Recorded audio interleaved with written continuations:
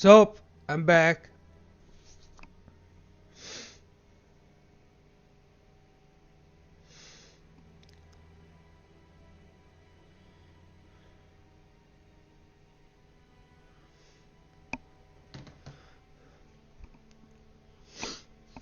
Took a good amount of sleep.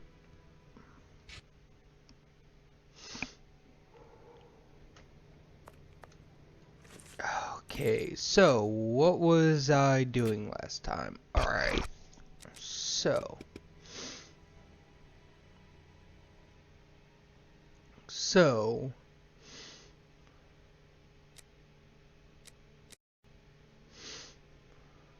Map. Okay, we don't need to go there, don't need to go there.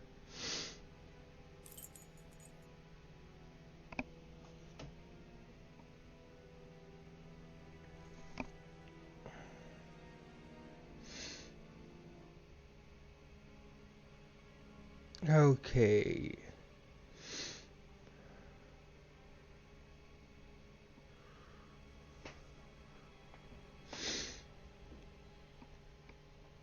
Oh, so I had to go. Okay, so it's.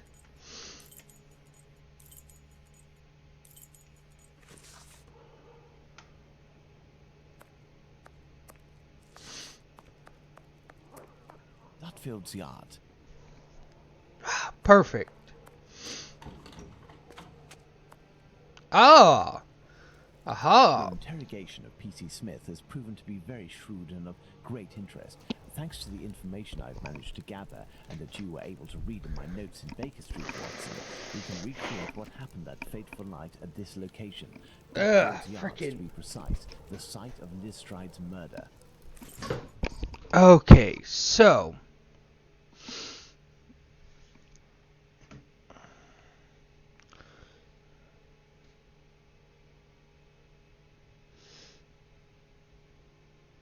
Okay, so this. Midnight, the Socialist Club meeting ends. The members, mainly Jewish men, gradually begin to leave the club in little groups or alone. Okay, so. This is at 12:20. 12:20 a.m. The American leaves the Socialists Club for some fresh air. The street is deserted. Okay, so. This is at 12:30 to 12:30. 12:30 to 12:35 a.m. Smith notices Liz Stride talking to the man with the package.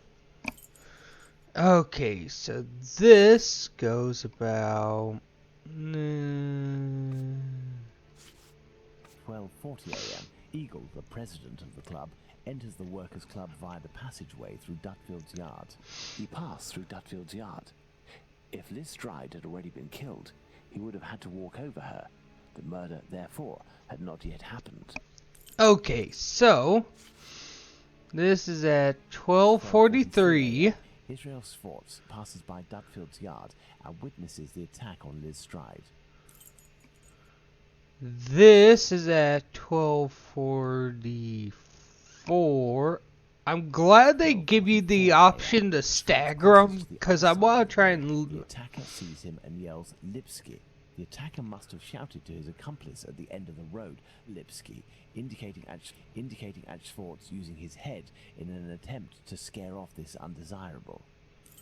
Okay, so we have... 12:45 a.m. Schwartz runs away, followed for a short distance by this man.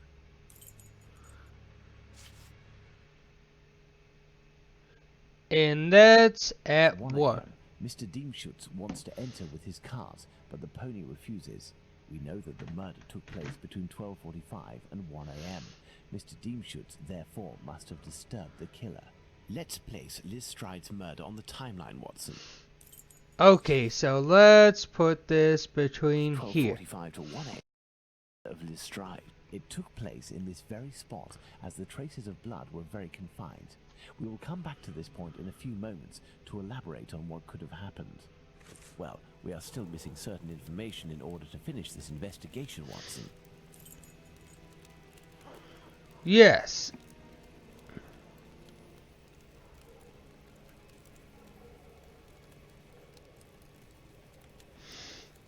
At least if anything, this will be, why is it not coming up with, okay. Watson, imagine the victim laid down there on the ground. Oh, she's not part of Jack the Ripper. Her left hand, it is closed around a bag of pastils. Her right hand, it is bloody, as is her wrist. Okay, so, from what I'm gathering... The throat, there is but one clean cut, slightly slanted downwards. Okay, so...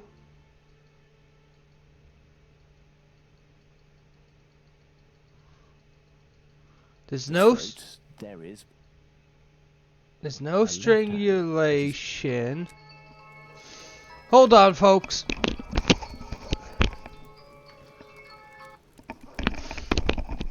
Hello.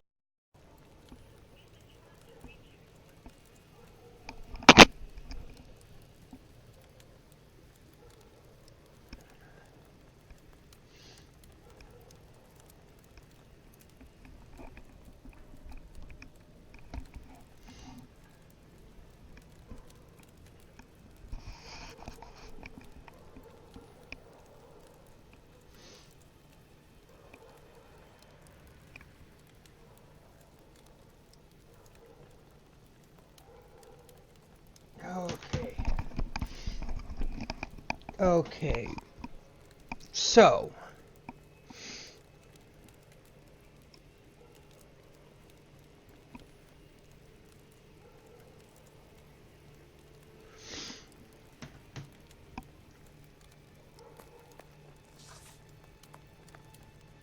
Okay, so. The ground is muddy. Okay, so. Bottom part of the... Her knees and dress, they are clean. Alright, so.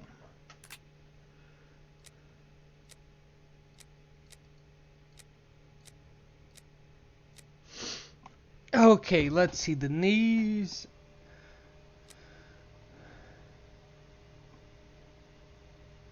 Didn't struggle on the ground.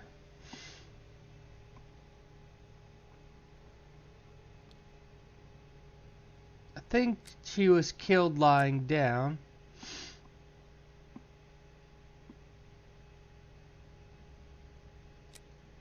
I think that.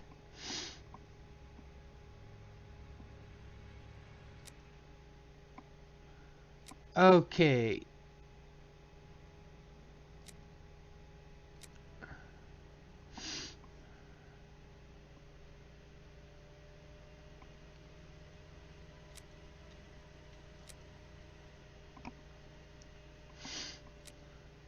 Okay, so I think I'm wrong there, but at least I'm figuring things out. Alright, so.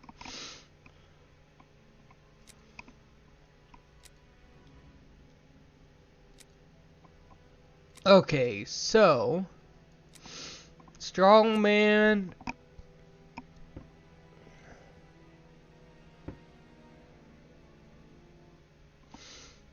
Yeah, she put her hand on her throat.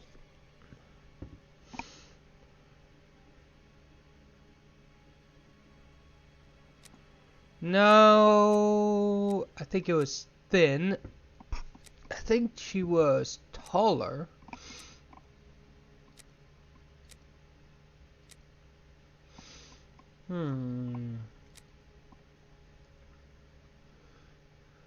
I think it, yeah, they were standing.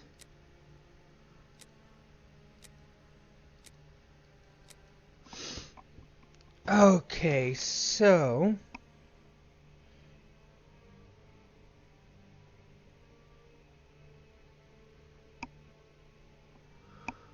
Okay.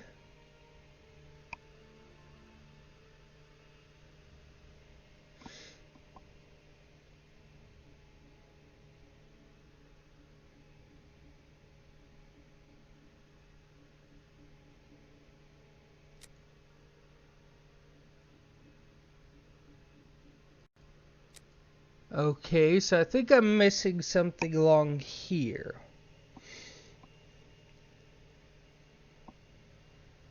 Because I figured this part out, but up here's where I'm missing something. Ah! We have two possibilities. The first is that Liz Stride's killer and the attacker, seen by Schwartz, were one and the same man. The second is that Liz Stride meets a client. After some discussion, they head towards Dutfield's yard to do their business. As soon as they arrive, the attacker appears while his accomplice keeps watch. Schwartz's arrival dissuades the two men from lingering. They leave the area and leave Liz Stride in a tense state, but glad to have kept her client. He will be her murderer. Both hypotheses are possible, but an incongruous detail will serve to corroborate one of them. An incongruous detail that we were able to establish regarding the Hanbury Street murder. Which one would that be, Watson? Okay. Look at the victim carefully, Watson, and tell me the link between the murder of Liz Stride and those of Nichols and Chapman. Oh, Look at the victim carefully, Watson, and tell me the link between the murder of Liz Stride and those of Nichols and Chapman. Okay, let me see. No, that's not it. No, that's not it. No, that's not it. Okay.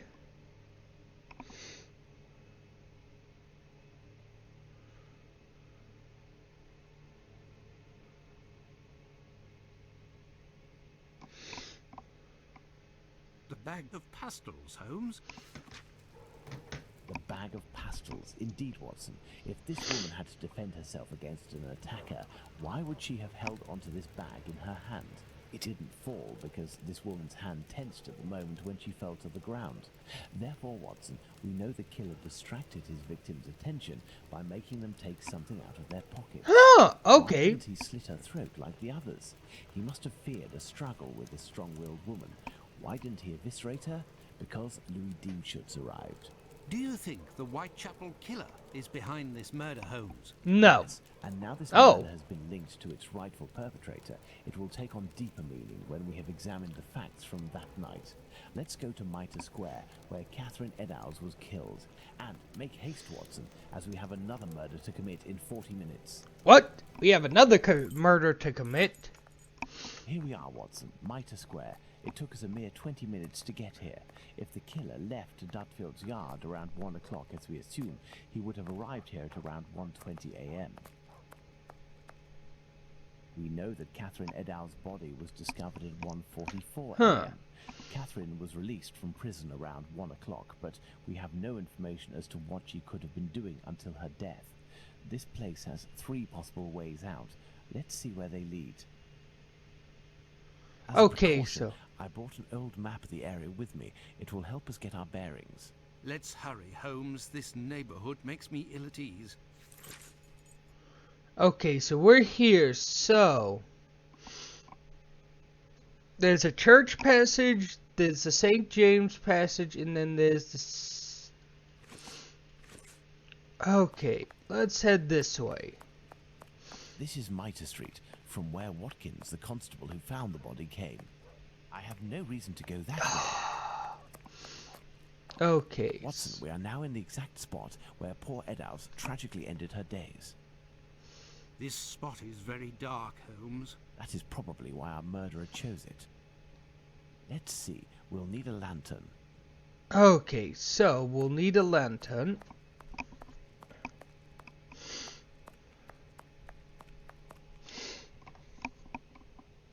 Okay.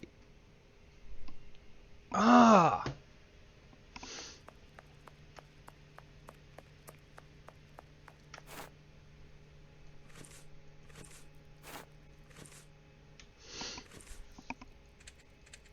Take the lantern, Watson.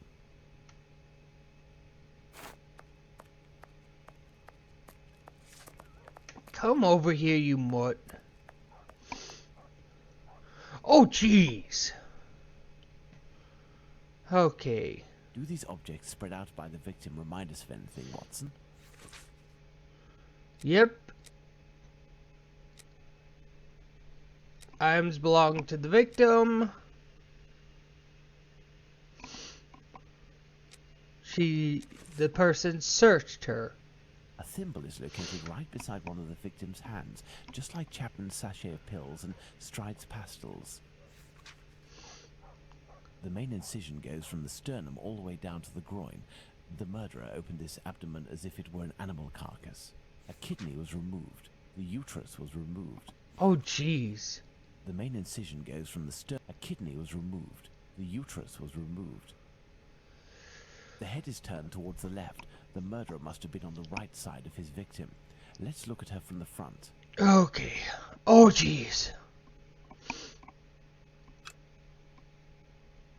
There is but one wound, Watson. It goes from the left side and descends in a slight oblique towards the right side. The nose was cut. The cheeks were slashed to make them thinner. The eyelids were cut off. The eyelids were cut off. The cheeks were slashed to make them thinner. There is but one wound, Watson. It goes from...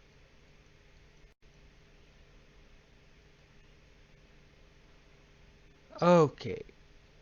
There is but one wound, Watson. Okay, so we have that, we have that. Wow, this is gonna be interesting.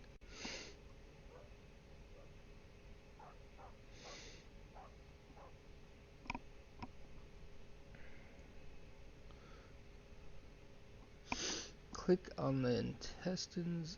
These intestines were pulled out altogether to grant access to the abdomen. The inside of the thighs is clean. Once again, there were no sexual relations between the victim and her murderer.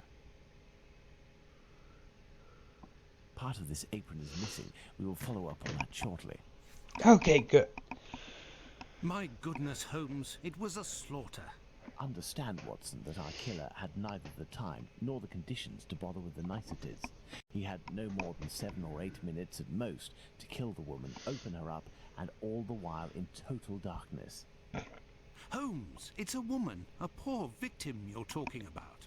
Yes. Consider all the time this man lost and the risks that he actually took by cutting the victim's face and the lower abdomen in around 20 precise spots, especially the lungs and the liver. These attacks, which I considered gratuitous, are in fact nothing of the sort, and have as much sense as the removal of the organs. Okay. You must, first and foremost, locate the 3 exits leading to Mitre Square, Watson.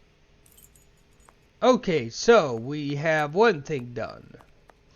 Church Passage. It must be opposite the Imperial Club at 16 to 17 Duke Street. Let's go to the end of this lane, Watson. Okay. Hello, you must be Abraham Solomonovich, am I right? Yes, Okay. that's me. But I know you. You brought a lad to my place to take care of a cat, and I loaned you my mask. That's me. May I present?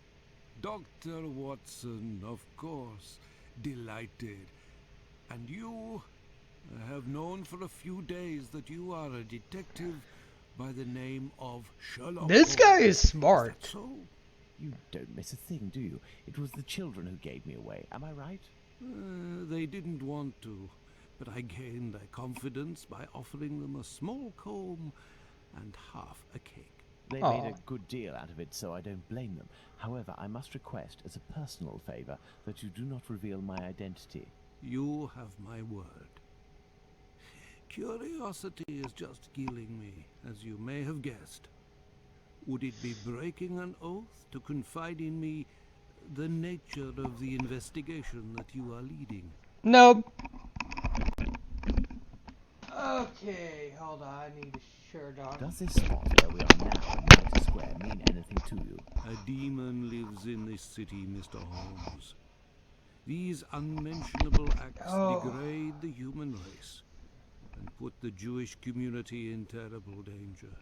Lots of rumors circulating, but they are but rumors. I see you're leaving the Imperial Club. It's a stone's throw away from Mitre Square, and the 2 recent murders were most probably discussed in there.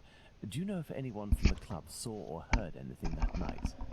Yes, Mr. Holmes. That night, 3 members of our club saw a woman talking to a man at the very spot where we are standing. a few minutes before the body was found. Oh, At jeez. the end Wow. of this Okay, passage. that's interesting. Fantastic, Holmes.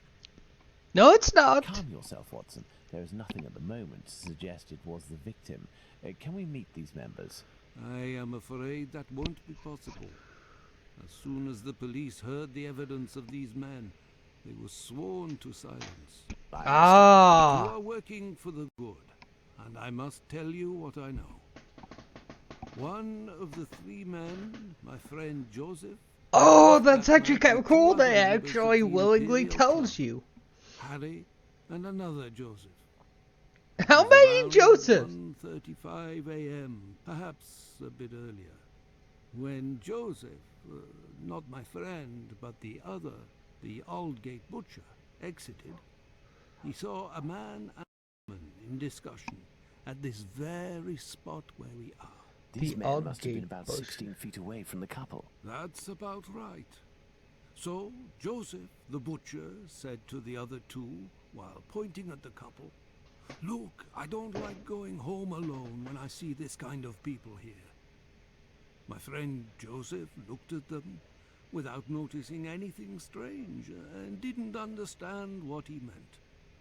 They had the look of two rather unkempt people, but no more than that. Huh. Okay, I After think the this... murder, did these three men tell the police what they had seen? Not quite. Harry stated that he hadn't seen the couple.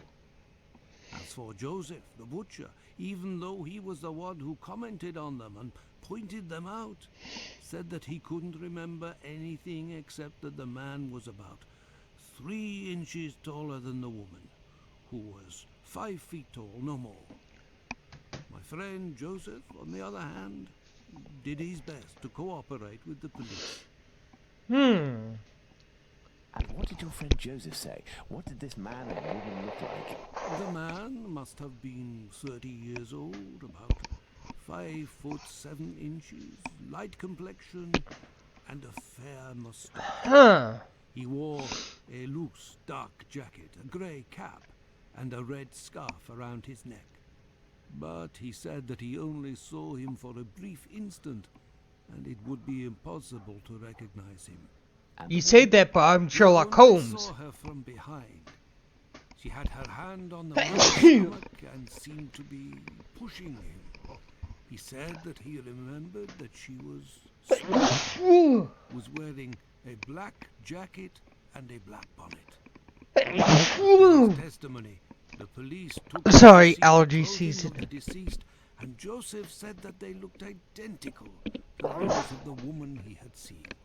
Like I already said, he only glanced at the two as he was headed with the others in the direction of Aldgate. Oh. final question. The Imperial Club is a Jewish club, isn't that correct? Indeed. Thank you for your help, Mr. Solomonovich. Yes, thank you. I'm gonna grab some allergy We medicine must since at I'm all sneezing up a costs prevent storm. this demon from striking again.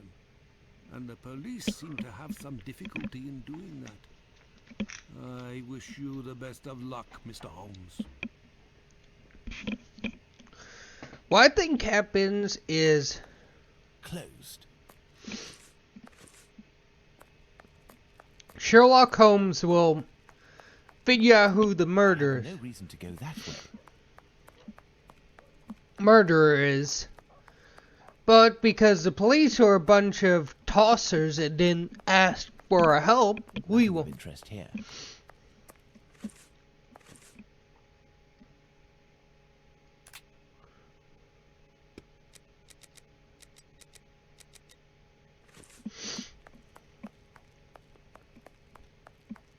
Okay, so that's that way.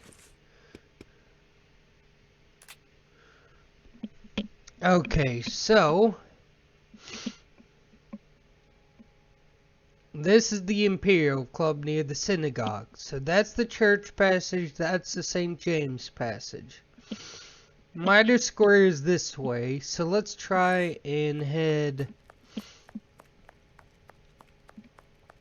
Nothing of interest here. Figured. Morning, Dad!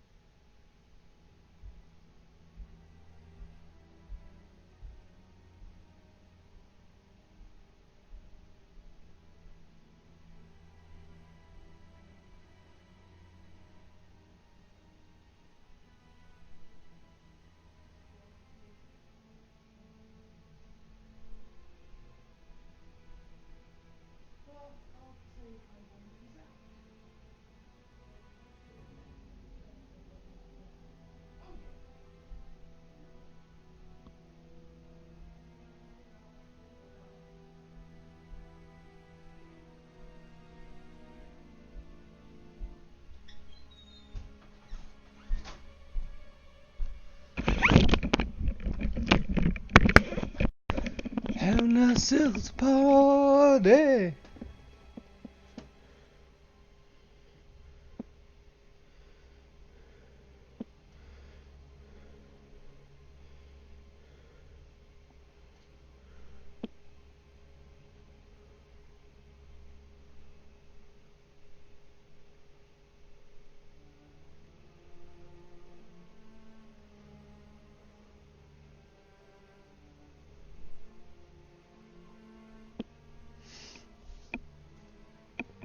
Okay. Now then. I have no reason to go that way. Okay, so...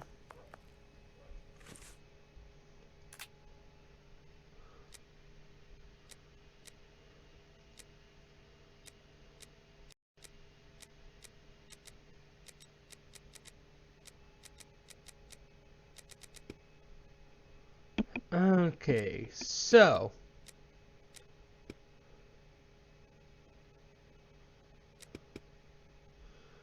Okay, so... 3 possible ways out. So, let's see. Ah, there's the last one. This dark and narrow passage leads to St. James's Place. Watson, we must now consult our timeline. We began in Dutfield's yard, but this time we will try to recreate the actions of certain people. In this case, those of the 2 policemen. I have no reason to go that way. Okay. Let's look at our timeline, Watson. Okay, timeline. Ah, timeline. Okay, so we have 1:30. 1:30 a.m. P.C. Watkins didn't see the corpse while on his rounds.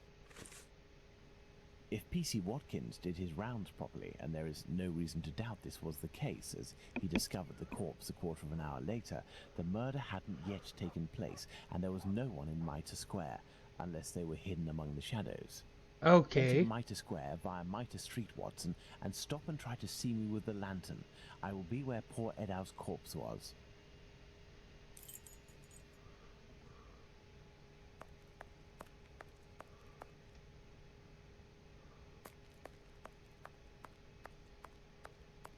Enter Mitre Square via Mitre Street, Watson, and stop and try to see me with the lantern.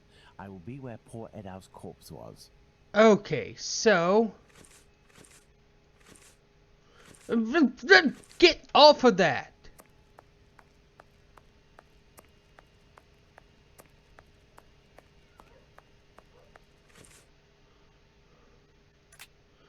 Okay, Mitre Street. So that's this way.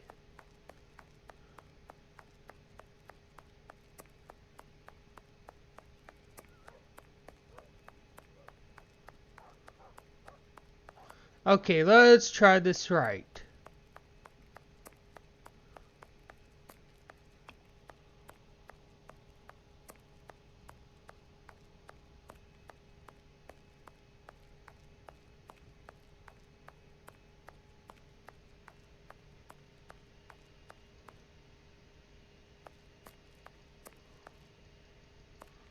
What am I I missing? see you, Holmes. Okay. Perfect, Watson. Let's look at our timeline, Watson. Okay. Murder hadn't taken place at 1:30. Very good, Watson. Thus we can categorically state that the murder had not yet occurred at 1:30. Okay, so 1:35. 1:35 a.m. A man and a woman are arguing into the church passage. The man came from Aldgate.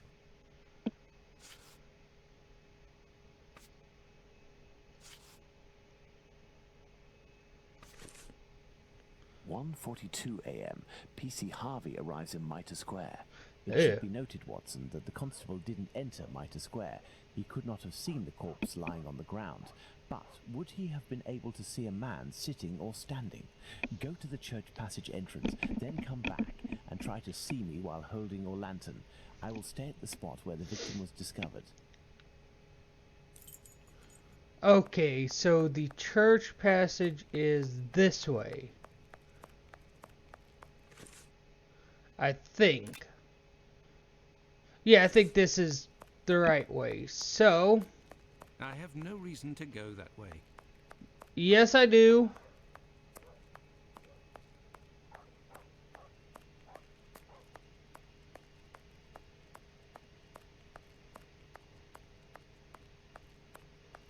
I see you, Holmes.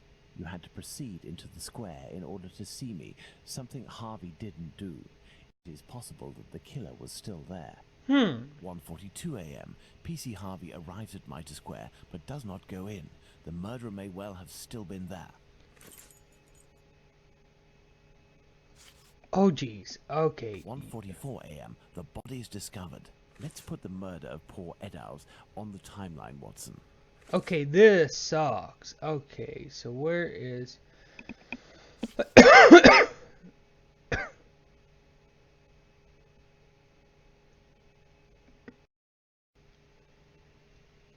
1:35 and 1:42 a.m. The murder would appear to have taken place between these times, that is to say, within 7 minutes. Agreed, Holmes. But does this really prove that our killer had the time to perpetrate these two murders? Yes. Let's look at our timeline, Watson.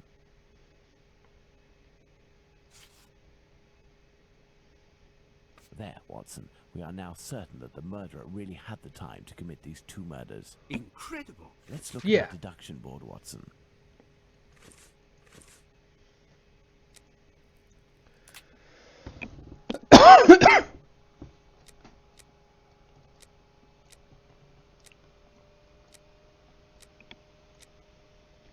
I think this just means that the killer was... Okay, thimble was found in... Okay, underwent small incisions, kidney, uterus, nose. Murder new anatomy.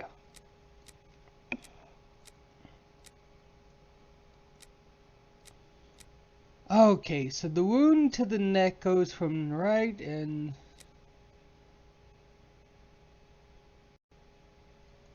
Wanted to decapitate.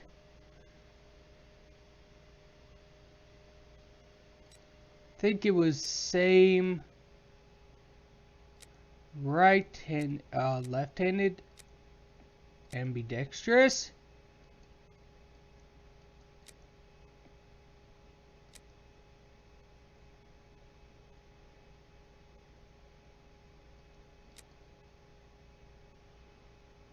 Huh. I know right-handed's right, but...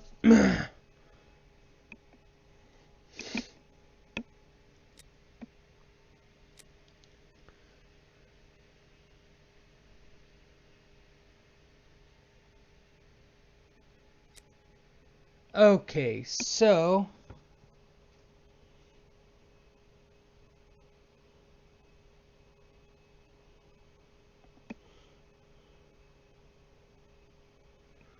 Okay, so we are frame 102, so...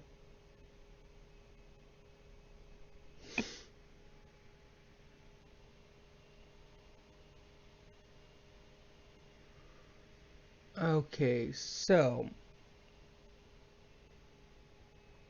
Okay. Oh, geez, hold on.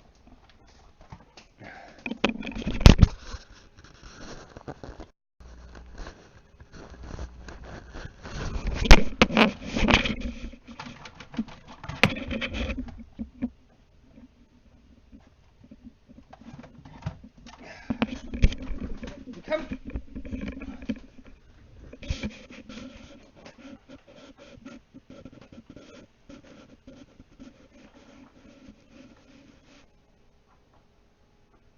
I know there's a third one.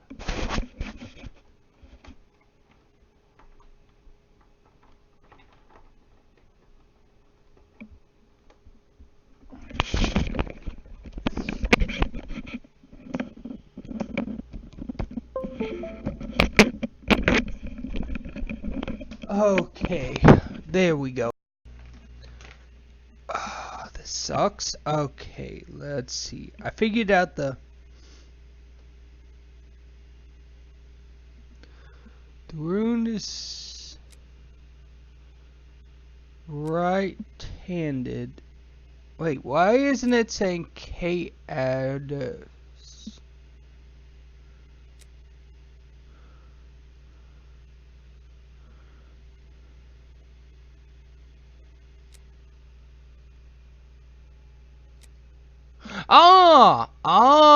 That's why. Okay.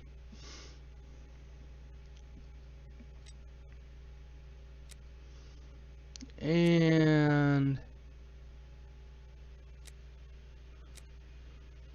This spot is making me nauseous.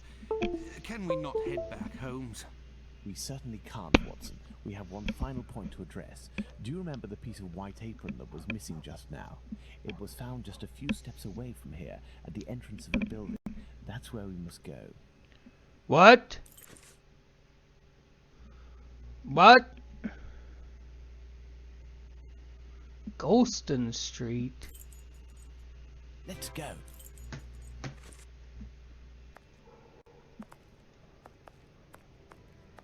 There's the spot, Watson.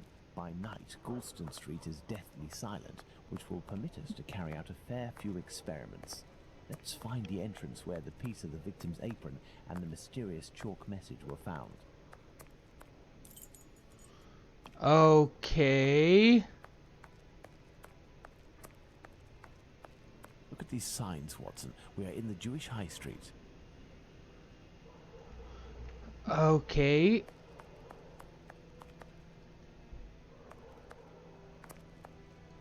Okay, so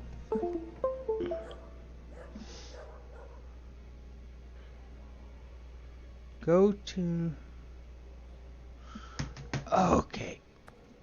What? There's the spot where the apron and the message were found by PC Long. Now, let's recreate the scene. Remember, Watson, it was raining that night.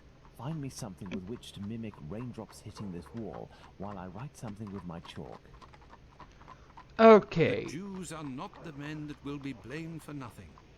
But what does it mean? You will find out. Have you Patience. found something for us to pour water? I'm A trying! container and some water. Fuck! Let me remind you that it's nighttime and the street is deserted, Holmes. I can't even move 2 inches before it's like, oh, you must find something for me. I know. Let me search.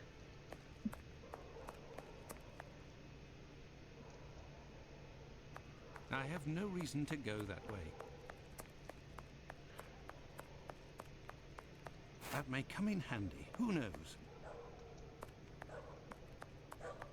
That may come in handy. Who knows? Fuck's sakes, game. Let me discover things on my own. Don't just force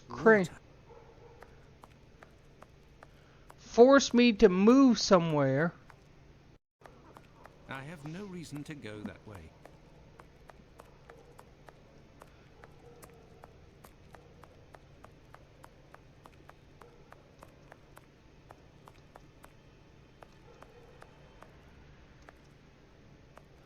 Okay.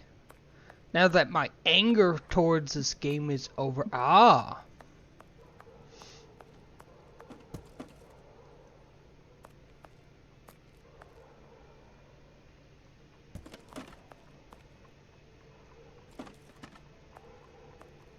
What did that do?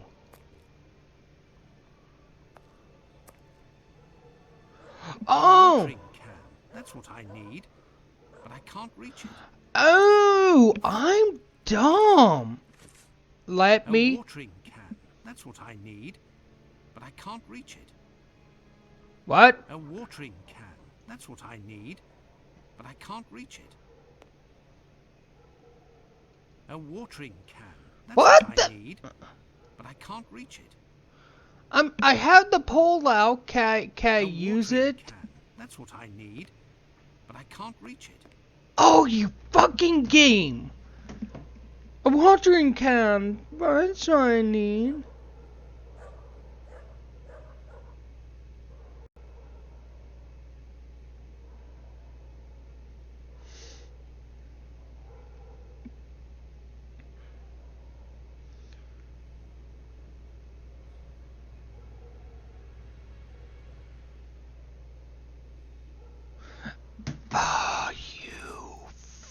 working.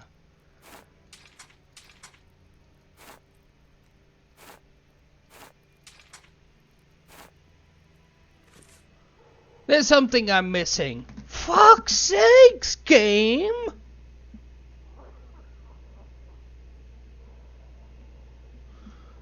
Last cover. Oh my sweet. An old wooden pole. A merchant probably threw it out.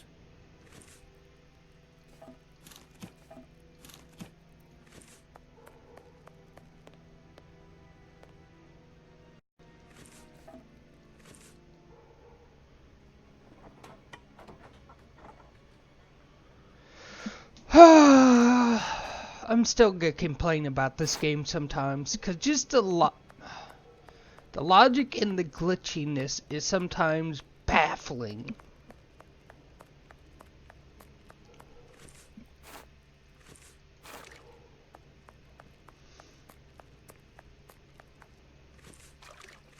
Yes, I have, Holmes. Okay. If this message were written by the killer, then it would have been lying in this entrance for up to 35 minutes before being discovered.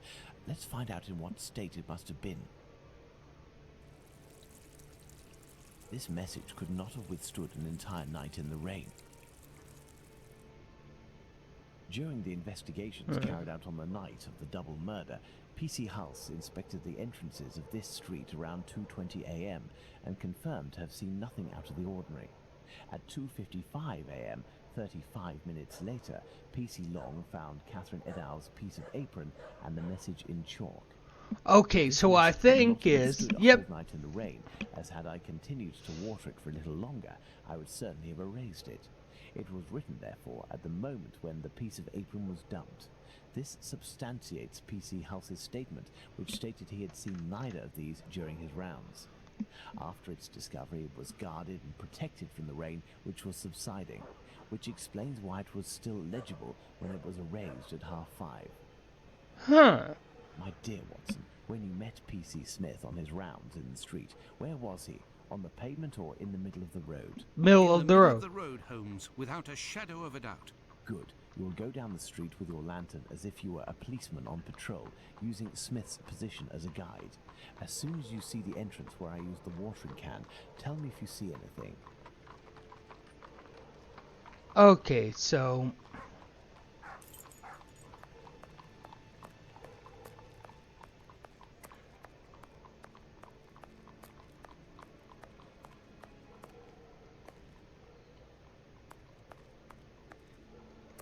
That wasn't it? Okay.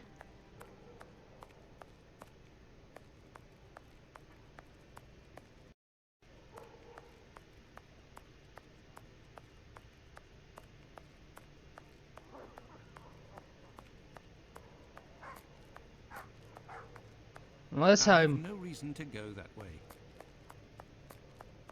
I'm probably missing something important. Because I don't see anything.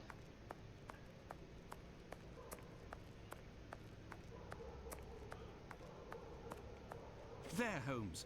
From here, I can see something written. Can you read it? No. Do you see the white rag, Watson? I see something on the ground, but I'm not sure if it's what you were talking about.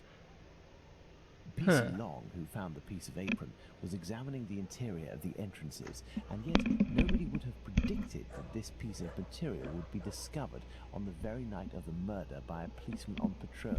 Okay, interesting. Let's look at this message on the wall, Watson. The Jews are not the men that will be blamed for nothing. In other words, the Jews were possibly blamed for nothing, but that will no longer be the case. Reading this message naturally begs one question. What would that be, Watson? Why? Indeed, Watson, why? For what reason would one have the right to blame the Jews in the future? Remember, Lestrade was killed near a club for socialist Jews, Edaus not far from the synagogue and the Imperial Club, and finally, this piece of apron dropped here. This building is occupied by Jewish families. The killer really did go out of his way to incriminate the Jews living in the area. It's a bit obvious, Holmes. Yes, but with the rumors, Watson, the author of this message would have received a response to his strategy.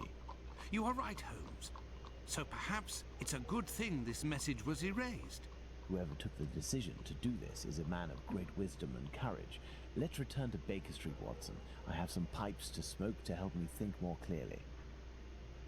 Let's go back to Baker Street. Home sweet home.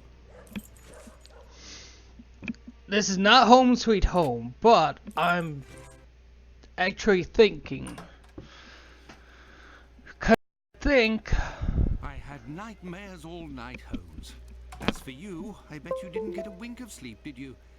It's this chalk message business, isn't it? Among other things. And this lunatic is still running free. If only we knew what he looked like. But we do know, Watson. Yeah. We have a fairly accurate description. we do I know. must have missed an episode of your adventures, Holmes. Not only have I heard you discredit the value of our eyewitnesses, but the few descriptions we do have don't seem to correspond. An inaccurate account can regain its value if we can discover why and to what extent the truth must be rewritten. We've learned a great many things tonight, and I'm able to tell you what our man looks like. Ooh, okay. Yes, and we're going to need a few things, Watson. Find me 3 mannequins, my worker's costume, my 3 full wigs, one of your worn garments, yes, that can be used for the workman's outfit, and one of your old suits. Oh, and my deer stalker, the one I never wear, but everyone seems to think I wear day and night. That's actually kind of funny. I'm sorry, that actually was a little bit amusing. I have no reason to go that way.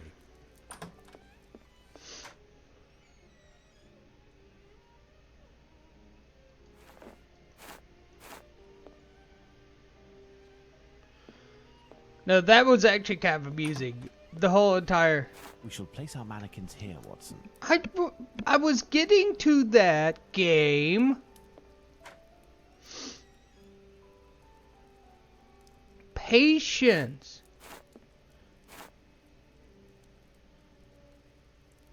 Cannot move 2 inches before...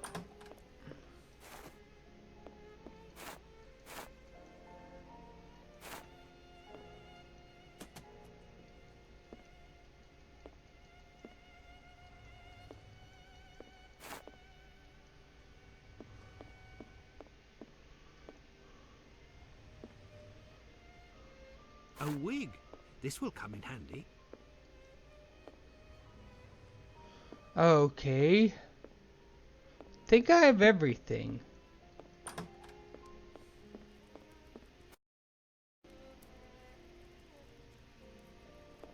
So, as for one of the murders, we have no witnesses whatsoever. As for the 3 other, we have at least one person who claims to have seen the victims talking to a man a few minutes before their death. Do you remember whom these would be, Watson? Okay, so... This is interesting. Because I'm actually almost close to the end, apparently. Yeah, because we can adjust all this down to 5.3.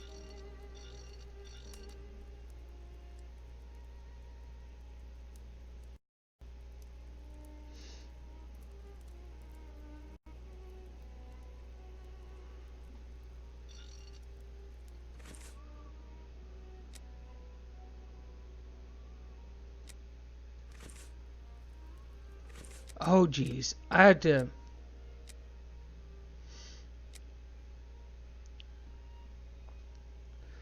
Okay. Abraham...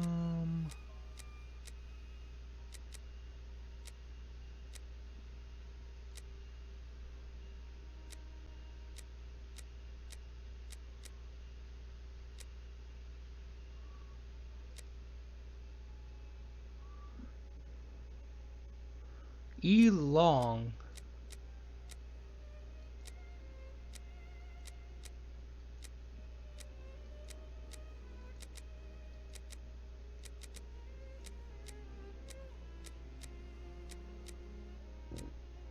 Okay, let's see. Are you E. Long? No, you're Richardson.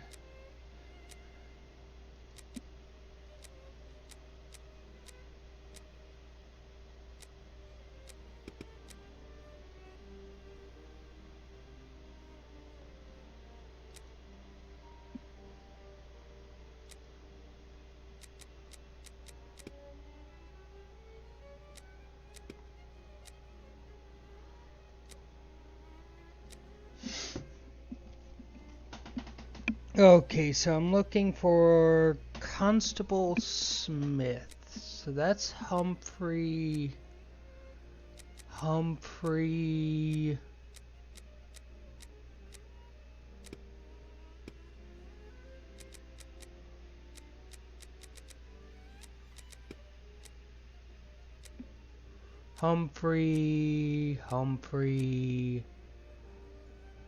Snickert. This is gonna be a lot of me. What?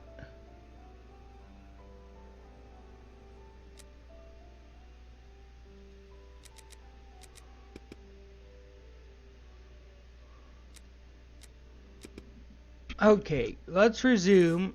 Indeed, Watson, that's the right size for Abraham's mannequin.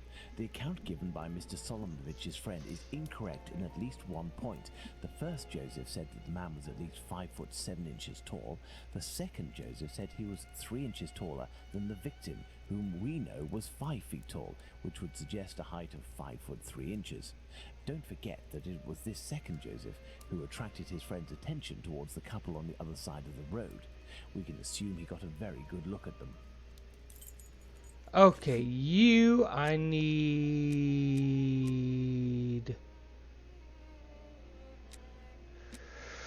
Okay, London Hospital, who are you? Bluto, you,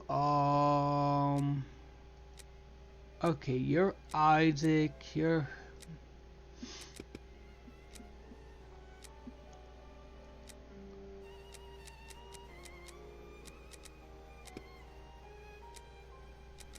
Am I missing something?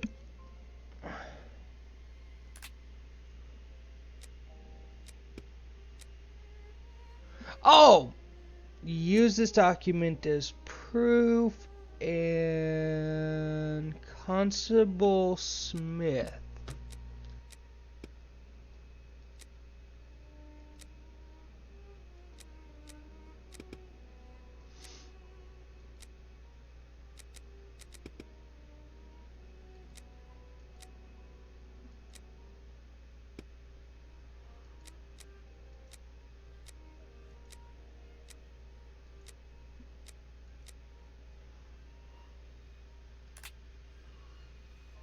Constable Smith.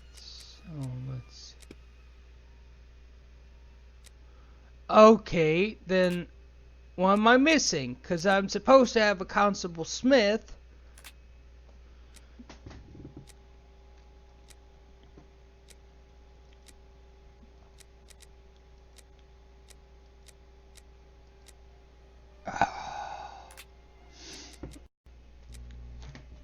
Am I missing something?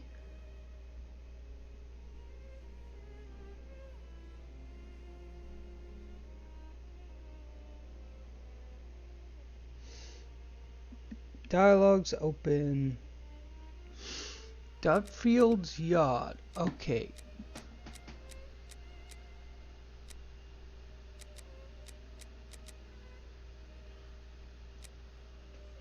Oh, jeez. Bravo, Watson. There are our 3 witnesses.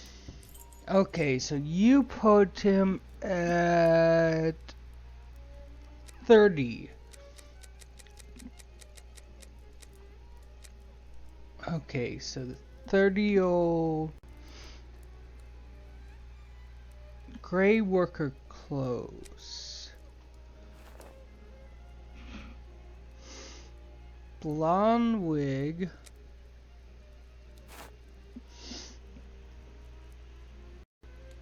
And a gray cap, so...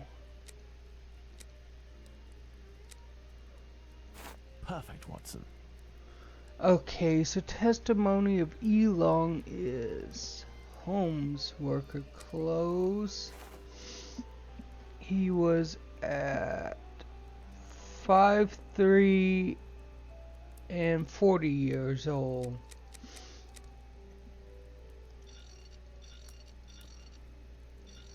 As for young P.C. Smith's account, he must have been mistaken about this person's real height. It is only an inch or 2 after all, and we can attribute the same height as the other 2. Okay, so we could just go 5-3.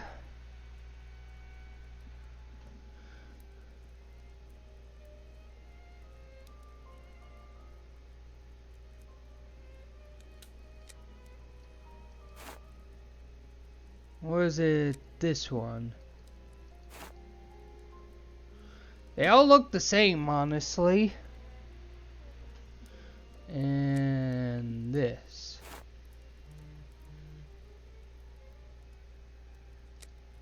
Ginger?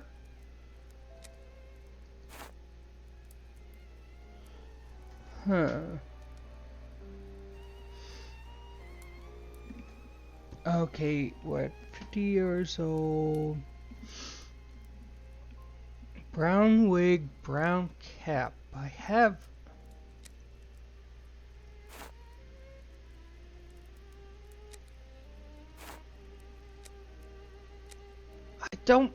I don't get it.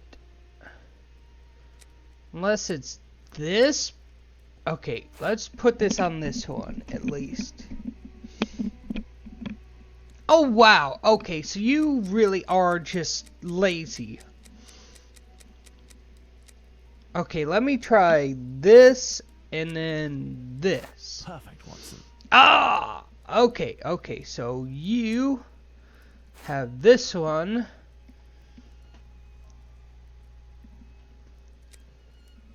This one. And this one. Bravo, Watson. Our mannequins have been recreated based on the correct accounts. Now, Watson, let's see in what ways these statements differ and how the witnesses could have been mistaken. Let's look at these wigs and moustaches. Let's start by taking the first Joseph's testimony, who saw the man head-on in a well-lit spot and in which he noted fair hair. Now, let's consider the same person, but in the lighting and angle of the other two witnesses, in the darkness of night, with poor artificial lighting from above. Put out the light, Watson. Okay, put out the light. Thus, poor lighting and a backlit subject can affect our perception of shades and colors. Oh! The mannequin took on the same color as the other two. The three testimonies, therefore, don't contradict one another, and we can apply the same facial hair to all three mannequins. Oh! Right, Watson. Oh! Oh! Yes, I have, Holmes. Well done, Watson. With regards to the murderer's hair, the three witnesses should agree on Abraham's testimony. As Joseph is the only one who saw our man in full light, his hair must therefore be fair. You see, Watson, it is hard to draw objective conclusions when one is an eyewitness to an event. This leads us to reconsider the various statements regarding the supposed age of the man. Even if you are face to face with someone in full light and for a period of several hours, to what extent can you determine Yellow. their exact age? How you doing, Karen? Good. I heard about the hurricane. Yeah, we were watching it though, so we just left the day early. Yeah, my dad mentioned that.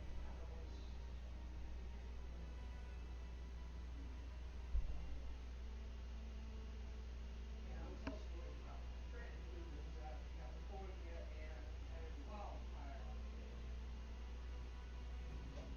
Yeah, thankfully no one got hurt and no one is in dire straits, so.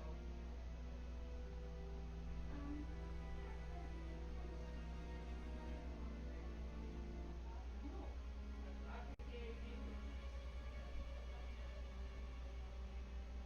Yeah, I haven't taken any anywhere. I have all my own papers up there. Probably some of them got COVID.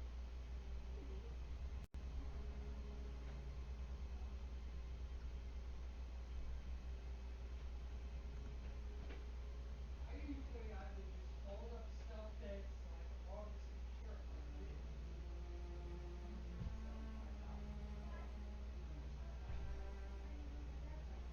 I mean, unless it's like a dress shirt or something, or one of my coats, that's a different story. If I hang up those in my closet once it's done, I have hangers to do that. Anytime. Have a good night, Karen. Enjoy your vacation.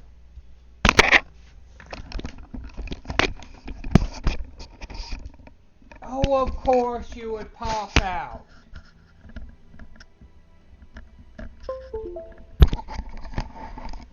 Okay, so we will resume. Okay, what now? Okay.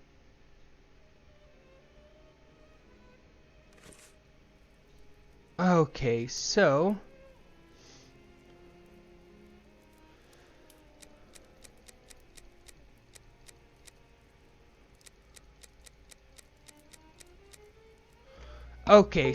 this is okay, so 25, 35, 26 to 34. Shut up!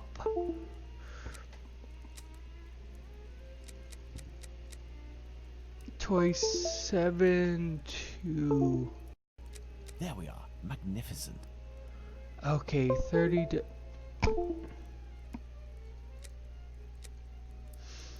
Okay. I'm going to strangle each and every one of these stupid chords. Okay, 31 till 49.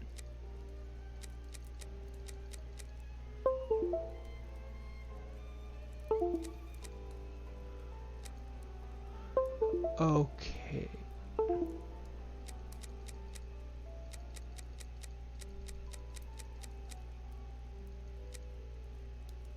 $47. Excellent. Now, on to the next step. Okay, I'm gonna go get a better chord, since this one wants to be a pain in my asshole. Come here, you. Oh, where's a better chord? You what I'm looking for? Yes, you are what I'm looking for. Come here, you. You long enough? No, you're not. I need length. Ah, oh, there's my length. Oh. Excuse me. This is getting annoying.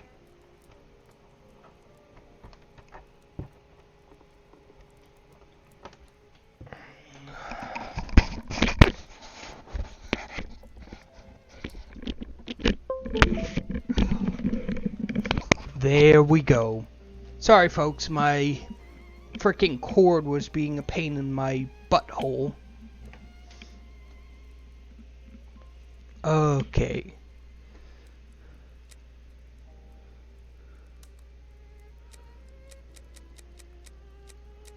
Okay, so it's 17 to 35.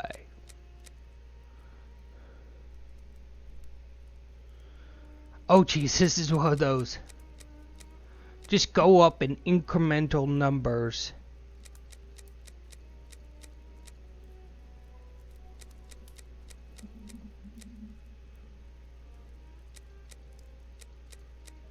Perfect, Watson. Okay. Yes, I have, Holmes. Now that we have fully considered the witness accounts, let's see to what extent they agree. If we apply the range of our dummies, we can deduce the age of our murderer as precisely as... Huh. Okay, so you are...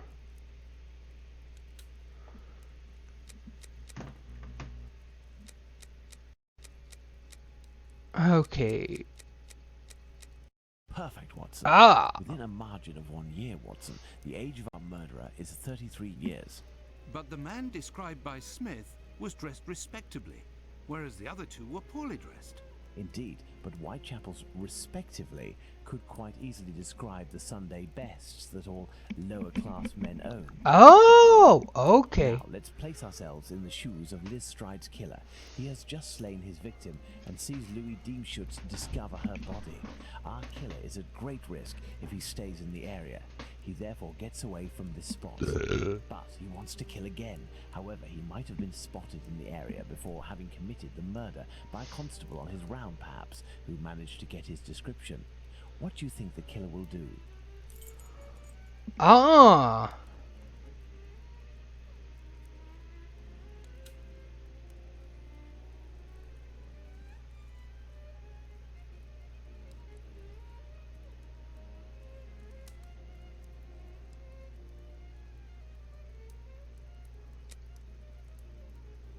No, Watson. Okay.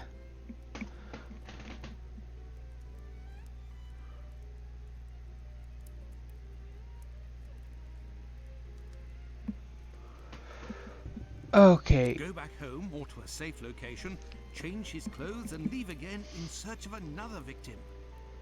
It's Okay. the only possible explanation, Watson. The man returned to the safety of his lodgings and then decided to go out again with new clothes and repeat his sinister nocturnal work. That's how the discrepancies between the witnesses with regards to clothing can be explained. What a cold-blooded animal. Yes, he And is. what determination! Powerful motives are pushing this man. Thus, we can conclude that the respectable man with the package may very well have been seen by the two Josephs. Okay, interesting. Even if it is just a mannequin, it's giving me goosebumps. But have we really made any progress, Holmes? I mean, there must be thousands of men in Whitechapel who match this description, wouldn't you say? Right, Watson. We have worked on who, now let's work on where. We need a map of Whitechapel, and please also find me a pencil, 2 compasses, one of which can draw ellipses. Okay, so this is one of those I explore around until I find stuff.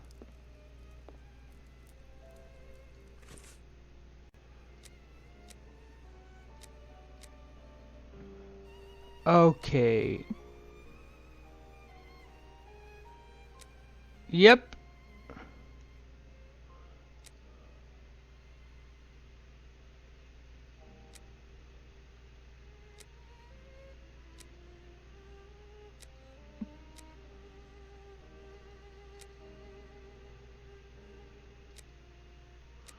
Okay, so oh geez. Okay, let's see.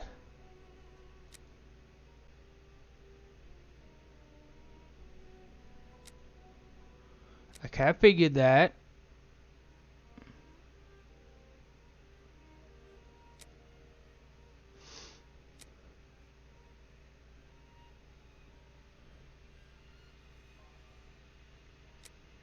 Okay, no. Ah.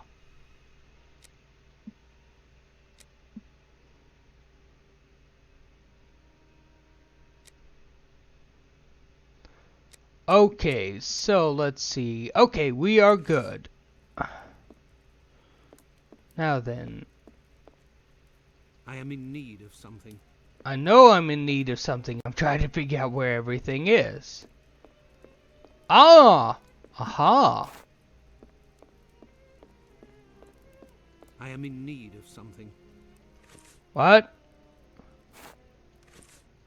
First of all, let's place our 4 murders on this map, as well as the spot where the graffito appeared, and the piece of apron was dropped. Okay, so Annie Chapman happened at 29 Hanbury Street. So let's see. Elizabeth Stride happened at Dutefield's Yard. Polly Nichols happened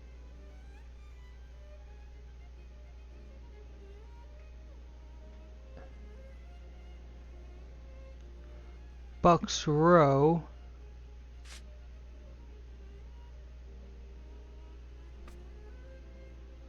And Catherine Eddowes is in Mitre Square. So, and this was in Galston Perfect, Street. Watson.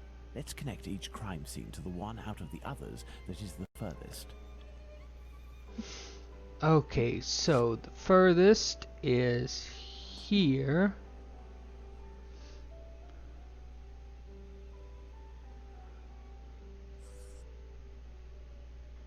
That's right. And You see, here. Watson, the murders aren't grouped together, but seem to be spread out like cardinal points around the central zone. The killer obviously wanted to avoid returning to the previous scenes of his crimes, assuming that they would be more closely watched, or that he could be recognized. Okay. So the killer lives at the center of this cross. In the vicinity, most certainly, but how near? We cannot afford to get it wrong. If you concentrate, Watson, you will notice that the murders are roughly equidistant from the intersection point of the diagonals. Let's focus on the night of the double murder. Remember, Watson, it took us 20 minutes to get from Dutfield's Yard to Mitre Square. Let's draw a line from one to the other.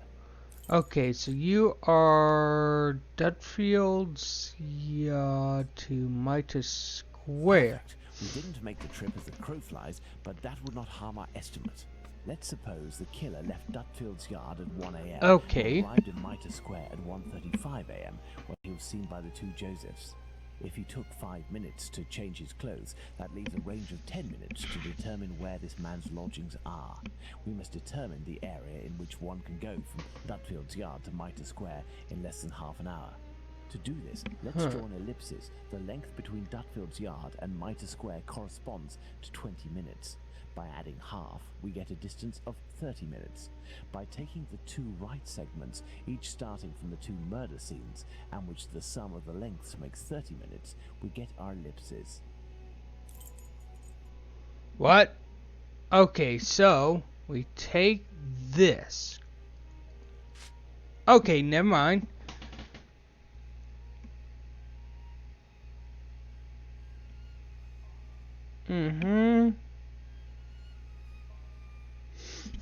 Okay, so draw ellipses that covers...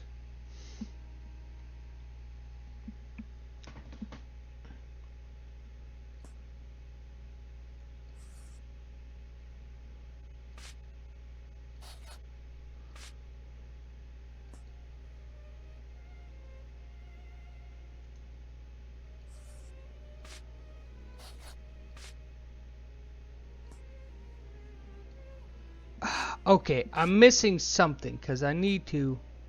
Okay, I can't do it there. So let's try and do it here. Okay, can't do it there. Can't do it there. Let's try and...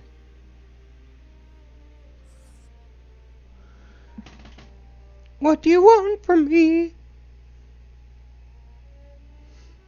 Oh, cover. Okay, so it's all about trying to cover them. Okay, so that's too far away.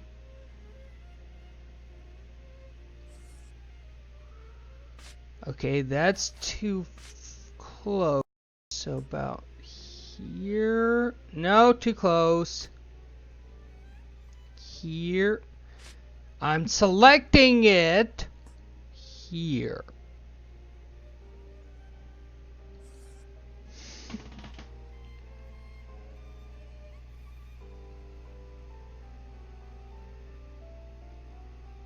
Click on the wood compass.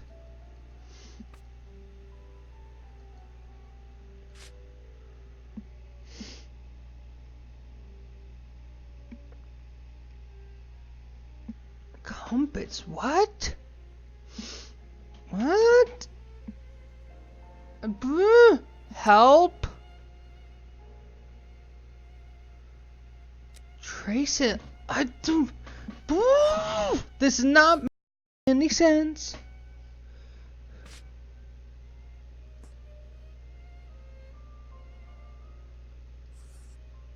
Okay, that's that, right? Unless I'm missing something.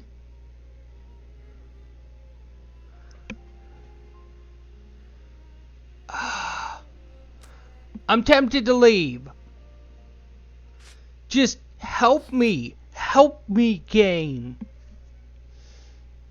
Unless I'm supposed to get the outline.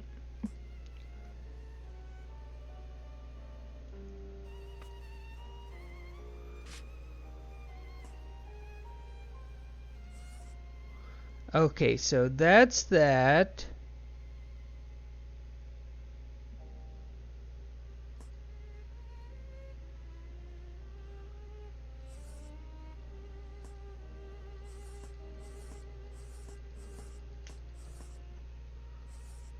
I don't know. This is what happens when you don't make anything clear. You say ellipses, but what I'm looking at on this walkthrough is a fucking... Okay, click on using the compass. Draw an ellipses that covers miter square. Okay. Center of the green line. Okay, so...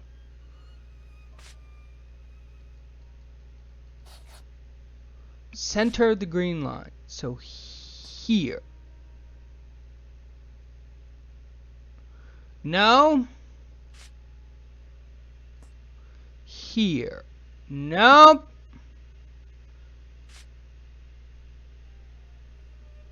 Here. Nope. Here.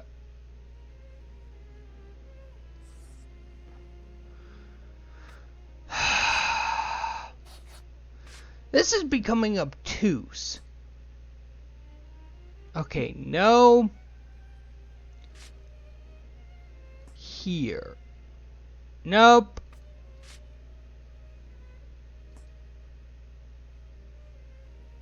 Okay, so let's try a little bit over. Maybe about here. No, too much over. About here.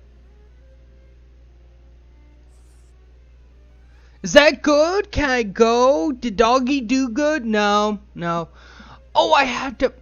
Oh, you fuck. You had to probably like this.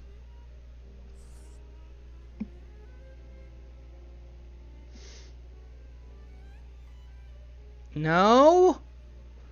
Then what do you want from me?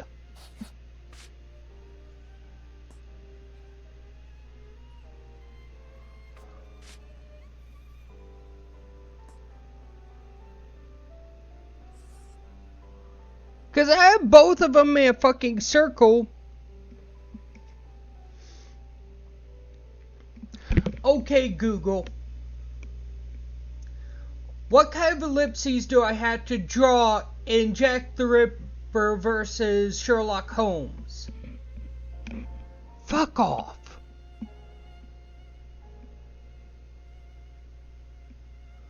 Yes, I can't get the ellipses just right.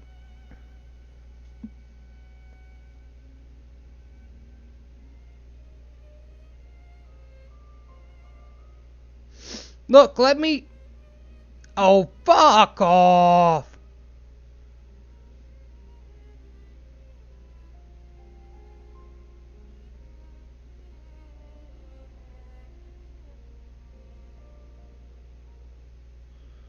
Thank you.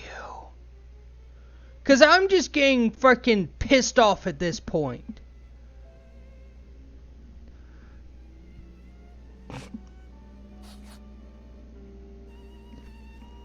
Okay, let's just see.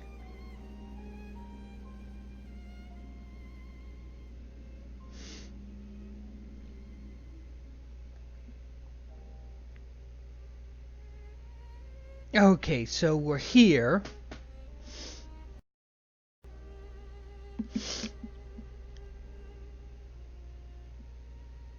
Okay, so what fiddly mess do I need to do in order to win? Oh, dear night.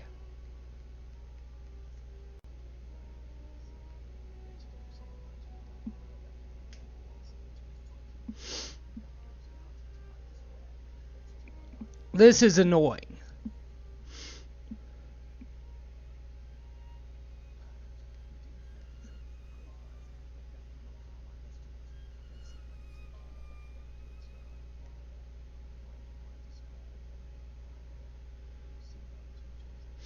Because this is a fiddly mess. You don't make it this fiddly for your player to try and solve.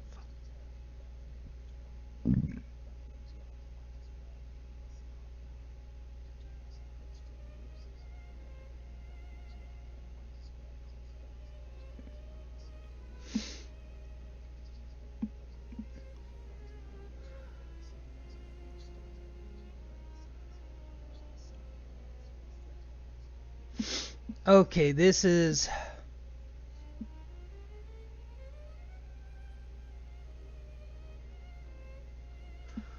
What about... Okay, let's... Nope.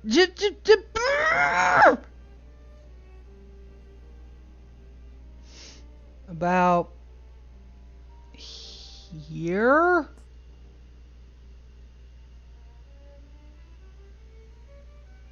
No, because it was about here?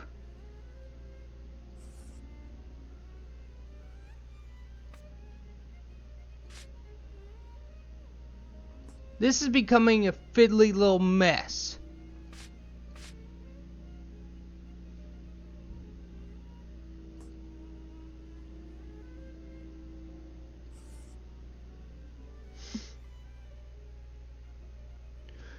Let me see this in full screen. Because I'm giving up.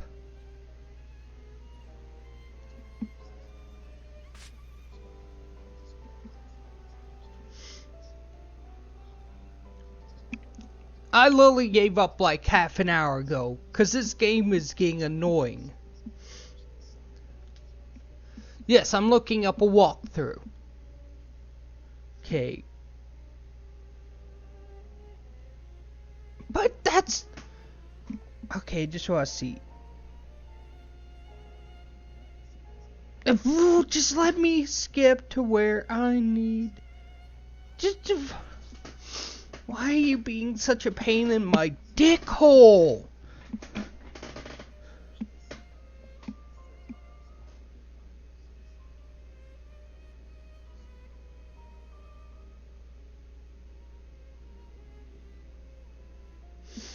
Okay, so I had to... From here...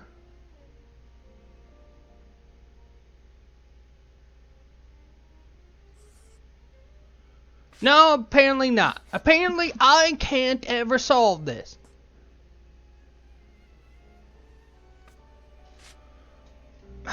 What is going on? Am I missing something? Not ahead! Behind! The fact that I had to look this up. Thank you.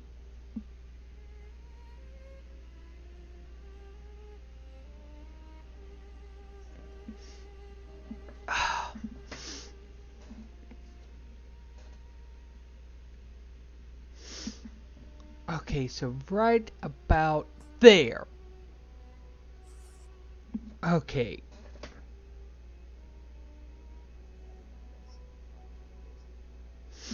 What? I'm not getting that! Oh my fuck. Do I have to actually... No, it's not even letting me.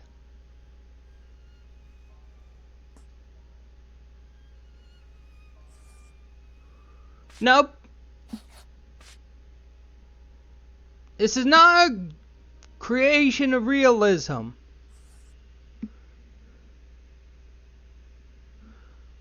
Is it because it's more of a circle? Am I supposed to do like more of an ellipses? Then what am I doing wrong? Because I'm literally looking at a video. Okay.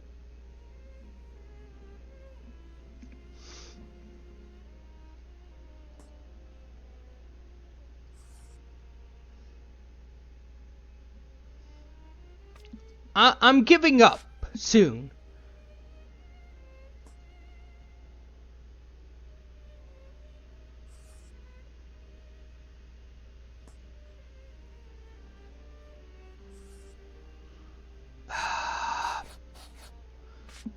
This is not a creation of realism.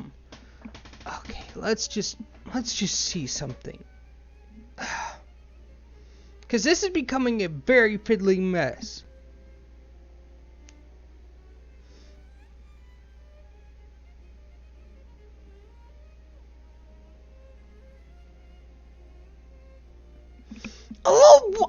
Oh my sweet fuck above. Okay, so if I'm on a laptop, apparently I had to make it a little wider. How little do you want? Distance from the middle of the line plus half the distance. Ooh.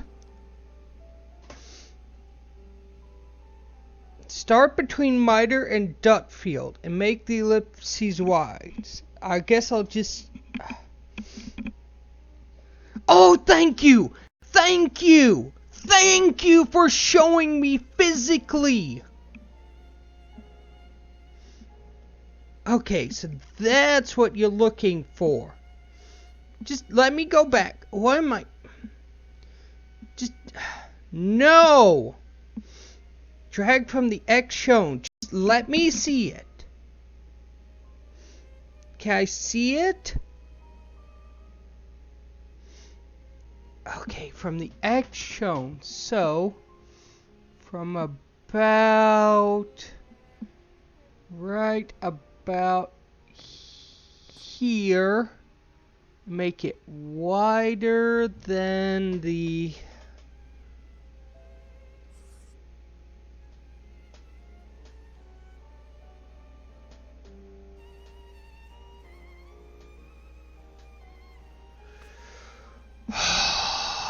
You know what's frustrating? Well, it turns out the game is broken in a way. There we are, Watson. Oh! The killer lives in this area. It's still rather a vast area, Holmes. Fuck me sideways! And our goal is to reduce this area as much as we can. We must consider the fact that I had to look that up. No. To pressure, given that the killer knew he was wanted for the acts he committed not long before. We can assume that he had to do it in a safe zone, that is, an area not far from where he lives. This is especially true of an act such as the graffiti he carried out after 2 murders. Let's trace a circle around this point, with the distance separating it from Mitre Square as the radius. This will enable us to determine our killer's safe zone. Okay, so go to the compass and draw a circle around Graffito Street so that it can... Our killer must surely live inside the circle. Now, let's intersect it with ellipses that we previously determined. What?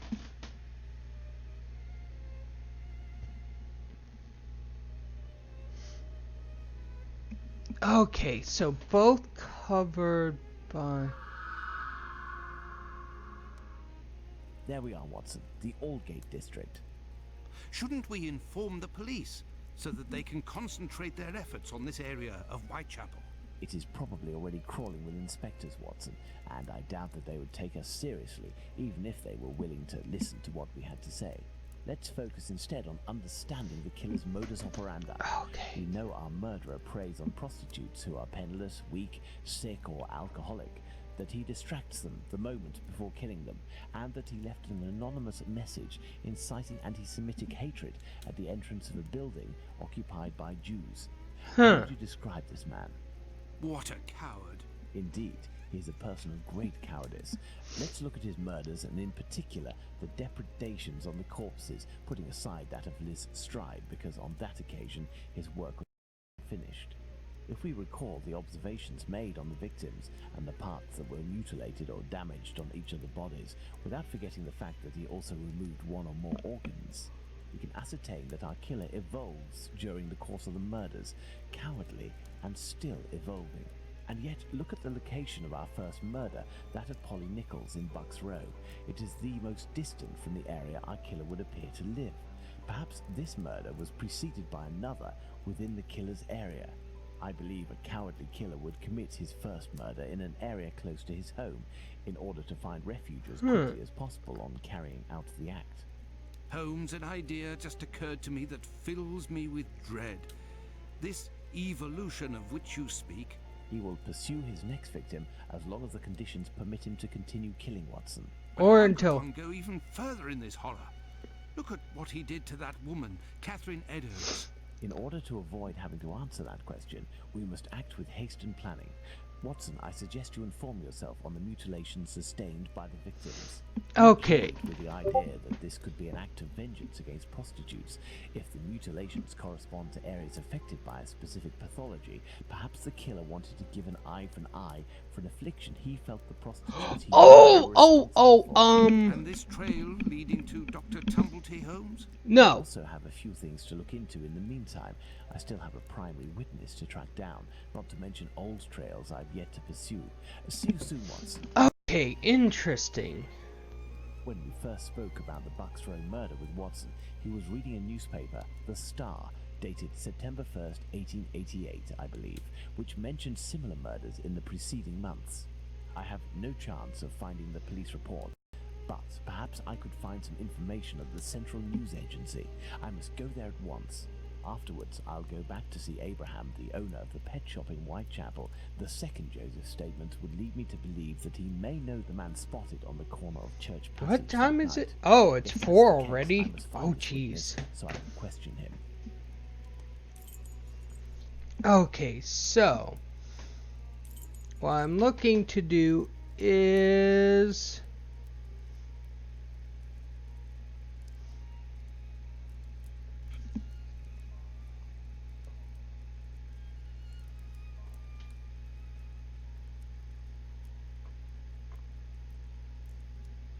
okay, so I need to go to the Central News Agency.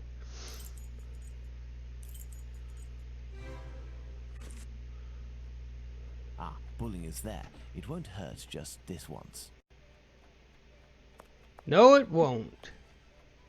Hello, Mr. Bulling. So, did your colleague tell you about the tip? What tip? Ah, I see. I gave him an explosive tip and he went without you? Oh, that's not very sporting on his part.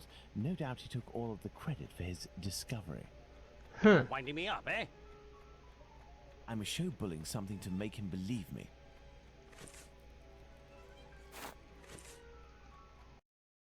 What do you want? I'm not winding you up. The proof is that he gave me this advance on the debt. The traitor! He owes me if I find him. Before I leave, can you do me a favor? Heck, tell me. I'm looking for some reliable info on the murders committed in Whitechapel in the months before Polly Nichols' attack. Reliable? Ha! You really think you'll find that here? Fine. I'll be honest with you. We have folders that group the dispatches from the current year into categories. In the police law category, you'll find the transcripts of the trials and investigations that we sell to the newspapers that ask us. Perfect. Sadly, I am out of time.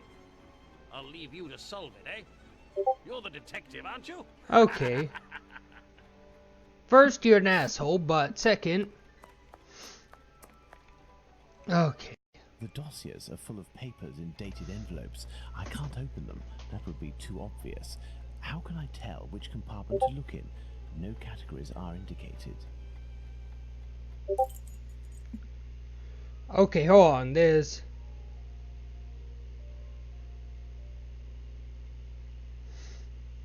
Oh dear.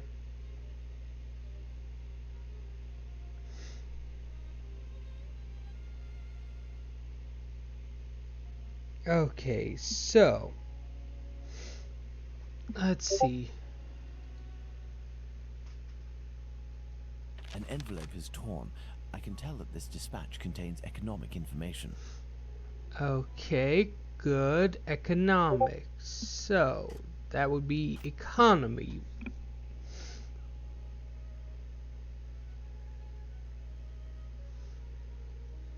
This compartment was repaired recently.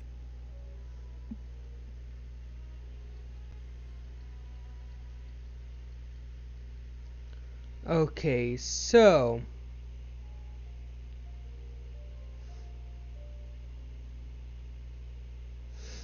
Ah, okay, so I had to actually leave and look around.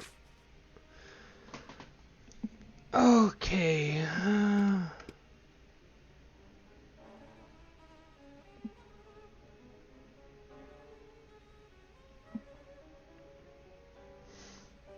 Okay. On top of the other, it could have easily passed on new lad's errors, and as anticipated, he was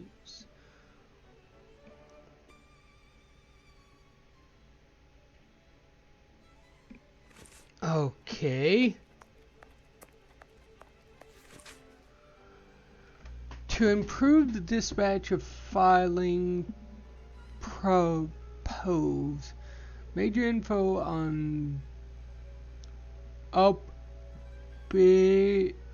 can't high except news in brief minor info down low except police law. Thus in future propose also to invert news in brief, which is for the moment up high.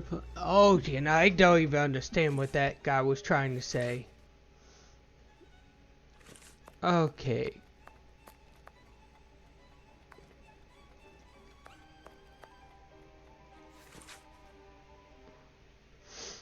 Oh, news in brief.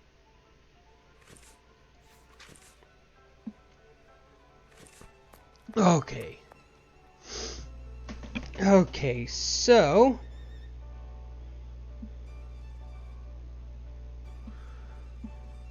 I'm just gonna go like this and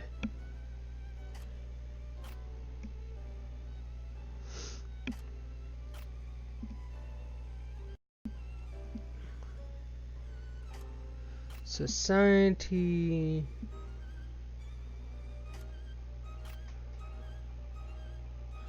Wow, weather really is just no one cares about the weather. Sports, culture, inventions in science, police and law, and this should be personalities. Haha. These envelopes contain dispatches of police and judicial cases. Now, I need to open them discreetly. I must try to unglue the openings.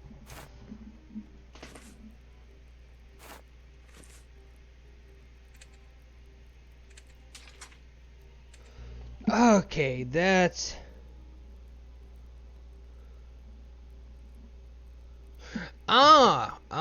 okay.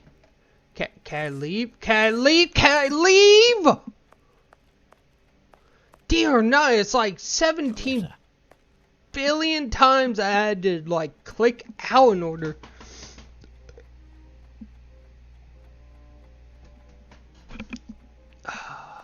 This. I need something.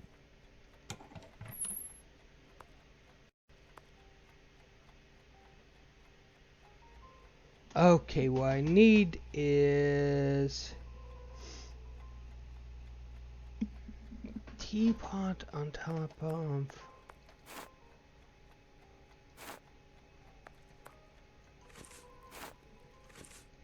There, that will provide me with steam. okay.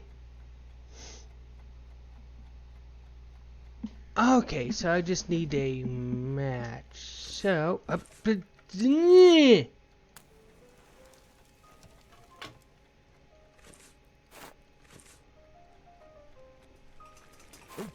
and it looks like I'm in luck.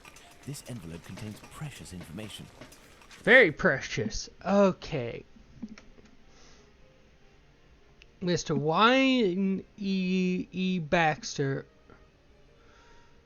Okay, held an inquiry on Elizabeth Smith, aged 45, who was allegedly had been murdered. Okay, Miss Mary Russell, deputy keeper of a common lodging house, stated that she had known the deceased for about 2 years. On the evening of Bank Holiday, April 2nd, she left home at 7 o'clock. I returned about 4 or 5 the next morning in a dreadful state. Her face and head were much injured, one of her ears being nearly torn off. She told the witness that she had been set upon and robbed of all her money. Witness took her to the hospital, and when passing along Osborne Street, the deceased pointed out the spot where she was assaulted. She said there were 3 men, but she could not describe them. Mr. George Haslip, house surgeon, say that when the deceased was admitted to the hospital, she had been drinking but was not intoxicated. She was bleeding from the head and ear and other injuries of a revolting nature. Witness found that she was suffering from rupture of the peritoneum, which had been perforated by some blunt instrument used with great force. The deceased told him that at 1:30 that morning she was passing near Whitechapel Church when she noticed some men coming towards her. She crossed the road to avoid them, but they followed, assaulted her, took all the money she had, and then committed the outrage. She is unable to say what kind of instrument was used, nor could she describe her assailants, except that she said that one was a youth of 19. Death ensued on Wednesday morning, April 4th, through the peritonitis set upon the injury. Oh, Margaret Hayes, living at the same address as the deceased, disposed to seeing Miss Smith in the company with a man white. So okay. Jury returned a vote. Willful murder. Okay, so The information excludes the murder of the first woman, Miss Smith. Jack the Ripper can't be the author of that crime. On the other hand, there are enough similarities to suggest he may be the killer of Martha Tabram. I must go to the pet shop. okay, to the pet shop. To the pet shop. To the pet shop. To the pet shop. To the pet. I must go to the pet shop. I'm at the Closed pet. until further notice. Abraham isn't there. No luck.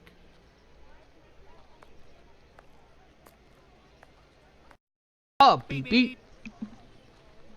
Good evening. Oh, good evening, sir. Do you know why Mr. Solomonovich's shop is closed? No, I don't. Perhaps his cousin, the cobbler, knows. But I believe the police came to take his animals. I think that might have something to do with it. When was Oh, During the day. The kids you were with the other day were there, they told me. They just came by to ask for some cat's meat. They didn't have any money, but I gave them some anyway. Ah, this? Is something wrong? it's just that there was a little girl with them, the same age as mine. My little girl who went away with her mother, with the angels into the sky. aw. Dr. Watson told me about your loss. Please accept my condolences. Would you like to talk about it? How did it happen? The illness, sir. My poor little girl was in agony, and her face and body were ravaged by the disease. Her face? Yes, she looked like a ghost. Oh. What illness was it? Dr. Gibbons tried to explain when I took my little girl to see him, but I didn't understand. I'm sure that he was trying to insinuate it was my fault. Ah, I think it was a venereal disease that the poor I little girl. understand. Farewell. Let's go and see Dr. Gibbons. Let's also first see this man about his cousin. Hello, Mr. Solomonovich. Ah, Mr. Holmes, how are things with you? I heard your cousin Abraham had a problem with his shop. What happened? If I didn't know you well, I would tell you that it's Jewish business that doesn't concern anyone but the Jews. But as you have a little bit to do with it, you have the right to know what is going on. Ah, would I have something to do with it? Yeah. Someone had seen Abraham telling you something and making big gestures near the Imperial Club. A vicious rumor quickly spread, and it has caused him great injustice. A slanderous denunciation attracted the authorities' attention to my cousin's shop. Abraham must be in the process of answering their questions. Oh. Indeed, speak with your cousin the other night. I'm shocked at the consequences of this discussion. As I was saying, it's the story of the Jews. In the face of adversity, we are united, but amongst ourselves, it's like anywhere else. As soon as our people take a dislike to someone, for right or wrong, we can be without pity and quite cruel. Aw. This is all very worrying. Your cousin knows one, or rather two, of the men who were at the Imperial Club on the night of the Mitre Square murder. One of the two, a butcher in Aldgate named Joseph, is probably withholding information of the utmost importance. I must find this man. Perhaps you can help me. But there are dozens of Jewish butchers around Aldgate, half of which must be called Joseph. And you know, Mr. Holmes, we Jews prefer to remain in the background of this murderer business, this Jack the Ripper thing. All of London is pointing their fingers at us saying, it's a Jew who disemboweled these women. Our community is in great peril, you know. There was the business with Lipsky and Leather Apron. Yeah, I will see what I can do, but I don't promise anything. I'd be extremely grateful to you. I Very like well. this We guy. may meet again, Mr. Solomonovich. You are most welcome, Mr. Holmes. Okay. Let's go and see Dr. Gibbons. I know I was doing something else first, because I like this guy better.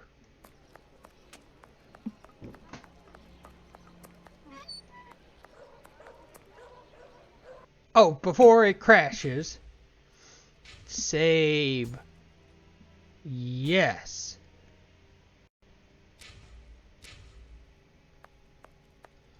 Hi, Dr. Hello, Gibbon. Doctor. Do you remember me? I'm Sherlock Holmes, Dr. Watson's friend. Oh, yes. Excuse the mess, but I am doing a bit of tidying. Hardy I've come man. to see you about a Mr. Hardyman, a cat food seller by trade who recently lost his daughter and wife. Yes, I know him. A tragic story. Actually, I was hoping you could tell me about the disease that took his daughter, a disease that would have attacked her face. Well, to keep it short, we are speaking of syphilis, Mr. Holmes. You must certainly know that it is transmitted through intimate connections and that the vast prostitute population here contributes to its inevitable progression. It destroys individuals by spreading through the body slowly. The most obvious symptoms can be found in the genitalia and on the face in the form of pustules or lesions. Sometimes this illness can destroy whole families. The father catches it from a prostitute, he transmits it to his wife, who in her turn passes it to the kids which she bears or nurses. These cases are numerous in the vicinity. Certain children, and this is the case of the little girl whom I won't name, suffer from an emaciation of the face which will, apart from predicting an imminent death, bring infamy upon the family. Ah. Emaciation of the face. Yes, what we sometimes call the pox. I will give you a photograph. One cannot be mistaken on the origin of such a face. The eyes seem to be void of lids. The nose is inexistent, Oh. and the cheeks are chiselled as if cut with a knife. This loss of facial matter, this emaciation, is in this area often the gift from a father to his children. Can I keep this photograph? I should destroy it, but if it can remind you that one must sometimes think twice before giving in to physical attraction. I Ah. seem to find myself alone in such cases. Thank you, Doctor. Oh, geez. Ah. Chiseled by a knife, nose cut off. I've paced up and down Whitechapel enough. I should return to Baker Street in order to reflect on the new facts that I have discovered. Yes, it's time. Oh. Okay, let's see. Yeah? What?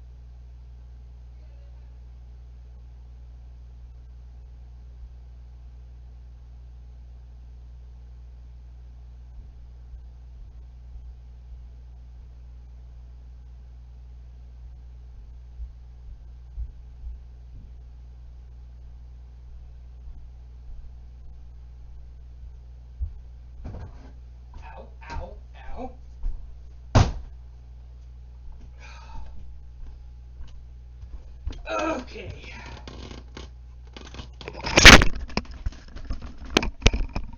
Now that that's over. Okay. 2, 1. Oh, dear night.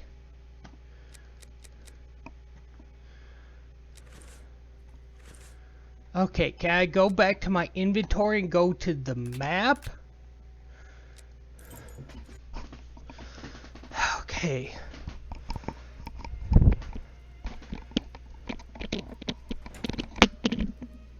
Hello, Holmes.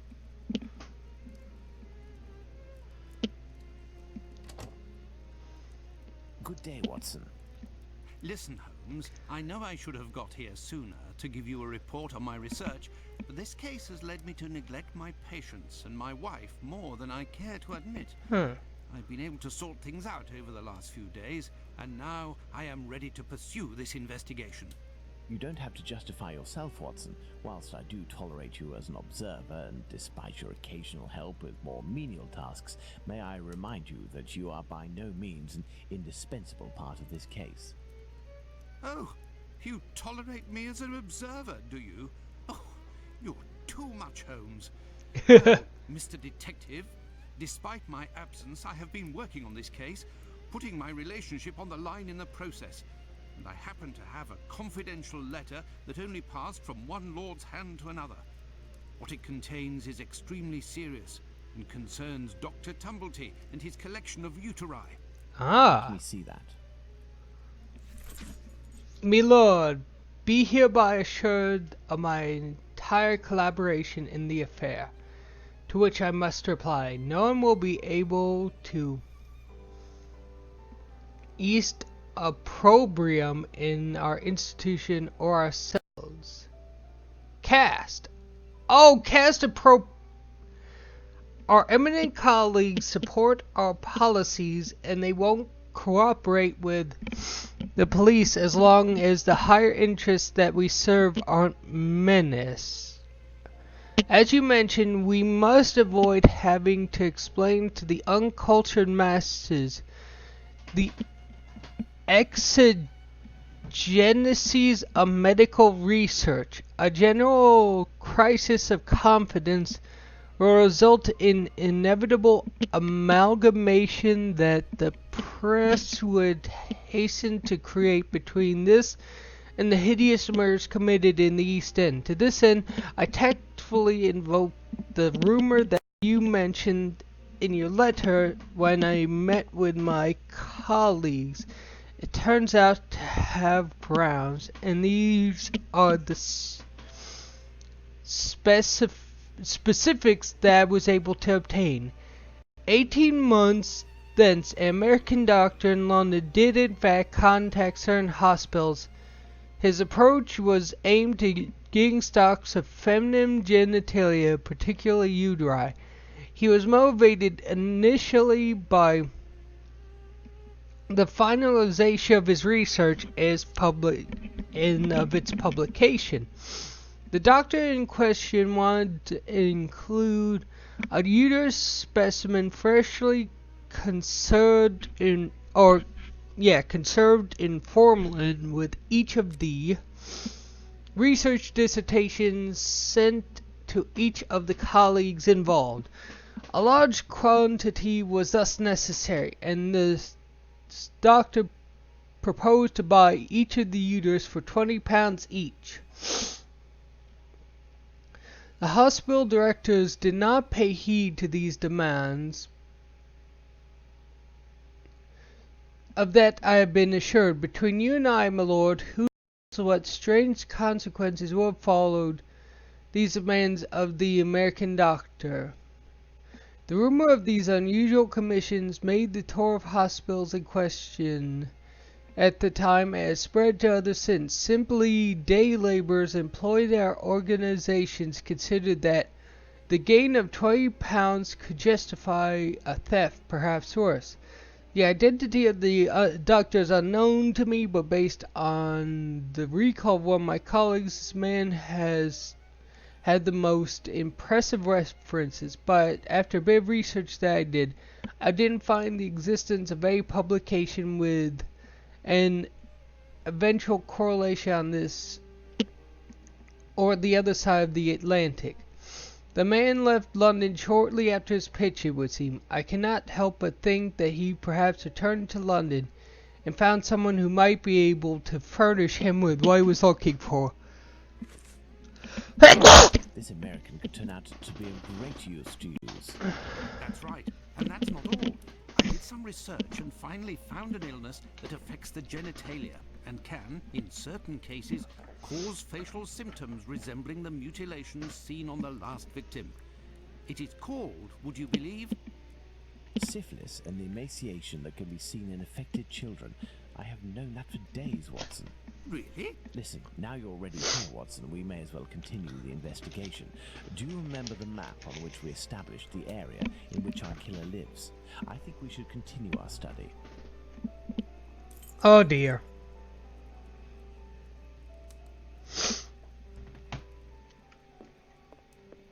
Well, I discovered the case of another murder before that of Bucks Row. It happened in George Yard. We shall put it on the map in order to see if it corresponds to our area of research. We must place the murder of Martha Tabram in George Yard on the map. Okay, so you go to That is here. where Martha Tabram's murder took place. There's no point going there. I already have all the information we need on that matter. You see, this murder took place in the area in which our killer lives, his safe zone. Nonetheless, there are two major differences between the murder of this Martha Tabram and that of Polly Nichols. Firstly, the blows inflicted are not the same. And the second difference? It follows on from a doctor's opinion. He claims two weapons might have been used, and if there is one group of people we absolutely must not trust in this business, it's doctors. Don't you agree, Watson? Watch it, Holmes. This murder took place in an area where the murderer, whose cowardice is clear, was able to make a quick getaway, that is to say, near his home. For his second murder, he would have wanted to go further afield, so the police did not link these two cases. And as for the other murders, ineffectiveness of his last one, he headed in different directions to kill his victims while still staying in the vicinity and without going any further than necessary, and all the while planning his escape. My dear Watson, we now know what this man looks like, in what area he lives, and that he suffered directly or indirectly from syphilis. Let's not forget the anatomical knowledge he must almost certainly possess. Given his lower-class background, a butcher seems very likely. However, it may be the case that the man was a butcher once, but is no longer. He might also have been a medical assistant. Who knows? That's why we need the testimonies of the other Joseph and Dr. Tumblety in order to be certain. What shall we do, Holmes? As the police's cooperation is futile and can be ruled out, we have nothing to do but wait. Watson, wait, and hope we see one of these two men before the killer strikes again. At last, a long day's work done. How you doing, Holmes? Fine, Watson, just fine. I suppose you still haven't heard any news from Whitechapel. No, Watson. It's been almost a month now. Who knows? Our killer may have brought justice upon himself, overcome by remorse and ignominy for his actions. No. Not a chance, Watson. You haven't done anything about the story of a kidney that was sent in the post and reported by the papers. Why not? The killer left a message on one occasion with the intention of harming. The letter accompanying this package served no purpose other than to give value to its recipient and arouse disgust against its sender. The killer has never done anything for nothing. In order to authenticate the Goulston Street message, he left an indisputable piece of evidence. Can we really say as much about this kidney? I don't know. All I know is that there are letters piling up on your desk. Isn't it time to move on to another case? Absolutely No. not, Watson. I think that the other Joseph is reluctant to meet me. The man he saw must certainly have put the fear of God in him, a man well known for his violence and his hatred towards Jews. There can't be any shortage of those in Whitechapel. I have hope yet. As for Dr. Tumblety... We found him, Mr. Holmes. We found him. Yes. Dr. Bumblebee. He's been locked up by the Bobbies, but they've let him loose. Oi, he was looking around like a rat who's scared of his own shadow. He's gonna do a run at years. Watson, this is our chance. The game is afoot. Let's hope that Tumblety will go to collect his trunk. As for you, my little friends, thank you for lifting this burden that has been on my shoulders for almost a month. Good.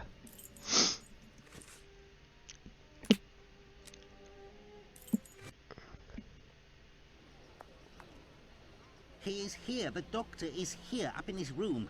Peeking through my door, I saw him go up the stairs, and I think that he has a pistol. Regarding the trunk, did you do what I told you to? Yes, I jammed the lock and filled the trunk with stones. Should we call the police? No. Absolutely not. Go home, lock your doors, and if you hear a gunshot, shout as loudly as you can. Watson, we must disarm this man at all costs before attempting to confront him. Come, have your pistol at the ready and stay alert.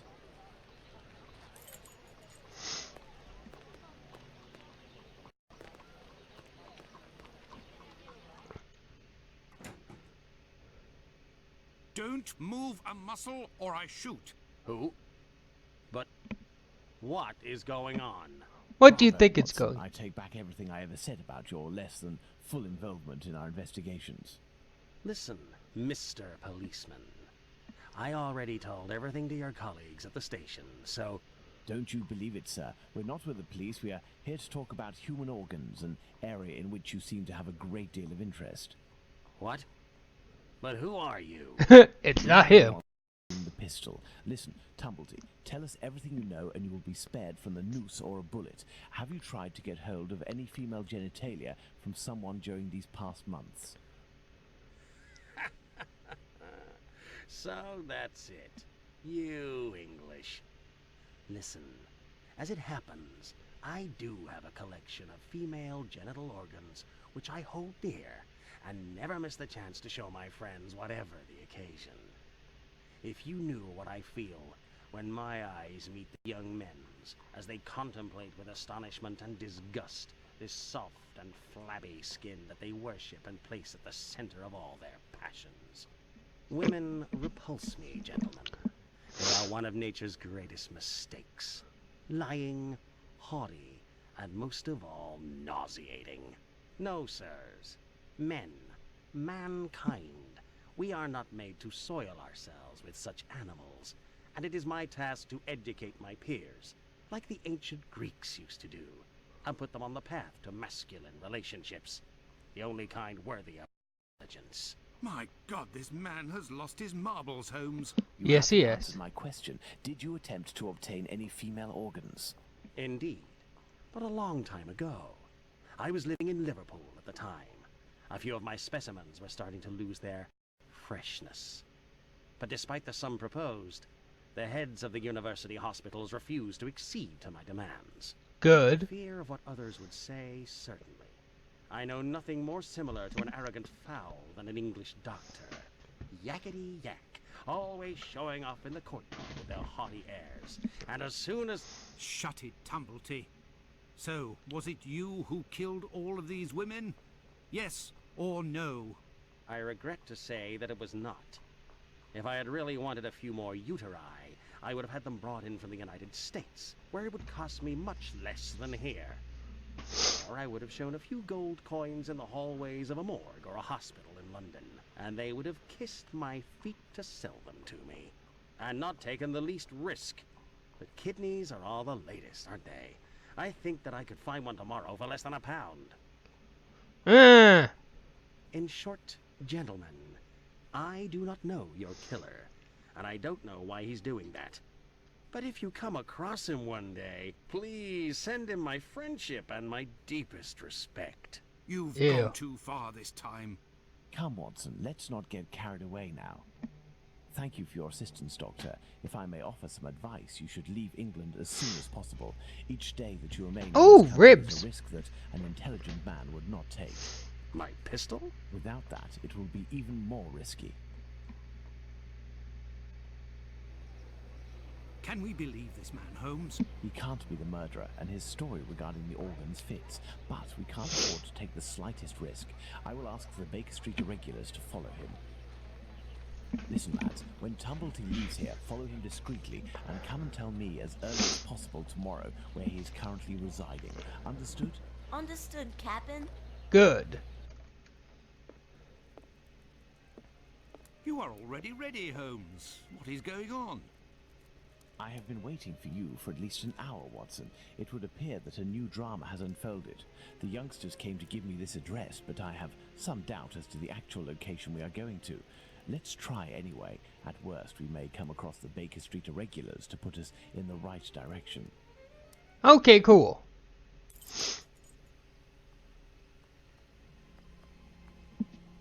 Bugger off. We are lost, Holmes. No, we're not, Watson. We are heading for the very street I'd hoped for, but as I wasn't sure it was this one, I've made a few big detours in order to find the right one. I'll know it when I see the name. Why, of course, Holmes. Why didn't I think of that? The great Sherlock Holmes can't...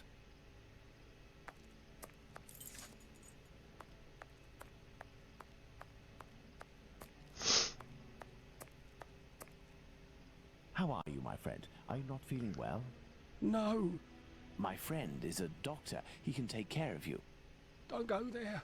He came here and he... Now, Watson, take care of him.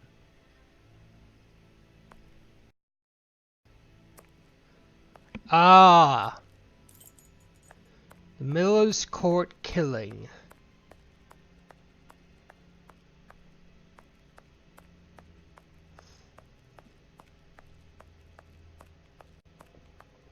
Nothing of interest here.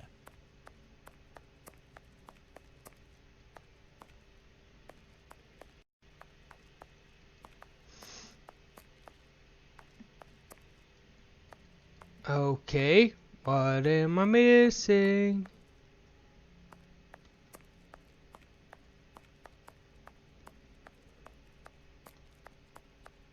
Nothing of interest here. Okay, nothing of interest. I have my space on.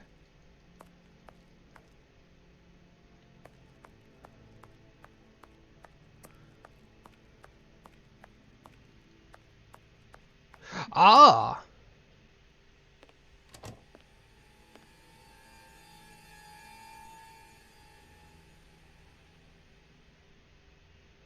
Oh. My God! What happened? Can't talk. Wait for the coppers. Are they coming? My eyes are crying. No. Go find them too, mister. I'll stay here and keep an eye out. Go! No, I must await my friend. Ah, here he is. Watson, are you there? How are you? Fine, Holmes, and you? What happened? Hello, sir. Where are we, Watson? In Whitechapel, Holmes. This must be Dorset Street. You don't seem very well. Do you need something? Yes. Indeed, Watson. Some clay, a great big piece of clay. I would ask for some wine, too, but as you know, I taste nothing but melodrama. What is over there? A trip from which you will never return, Watson. Trust me, don't go there. A trip? Behind this door? In this room? It's not strictly a door, it's more of a portal, a threshold, and what lies behind it is not the mortal realm, Watson. It is a place beyond time and space, the gift of a frantic artist who made use of his talent in order to grant us access to his world, Watson. Beyond that threshold is an abyss. Hell. The police won't take long to arrive, and the last thing I want is to waste precious time on them. Could you lead me out of this area and take me home? Okay, so I guess we're going home. What?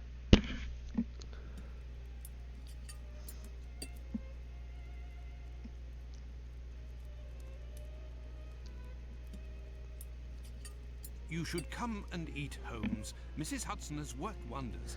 Oh yeah, I The joint has forgot been to... cooked medium rare. If only you would tell me what was in the courtyard. The answer, Watson. The answer, Holmes? Yes, the answer to a question that you asked me a few weeks ago. And how the devil can the answer to a question I asked you be found in that courtyard?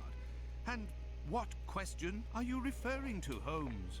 How our killer set about reaching the height of horror by taking another victim, Watson.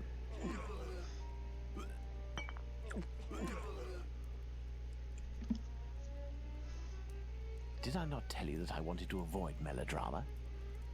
Do you mean to say that Yes, that's what was in that room. You helped towards the color. All that's missing is the odor, but I shall let that pass.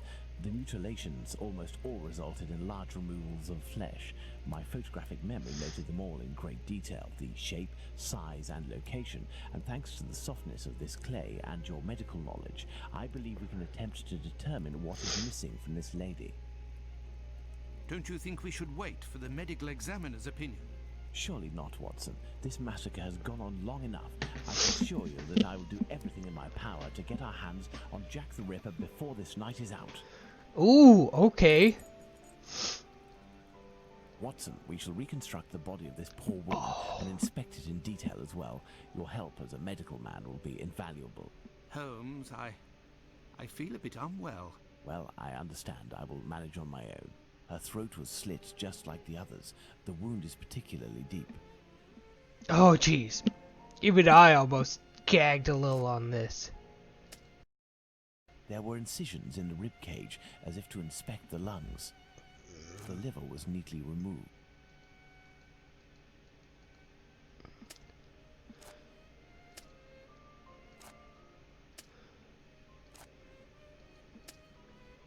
The liver was neatly removed.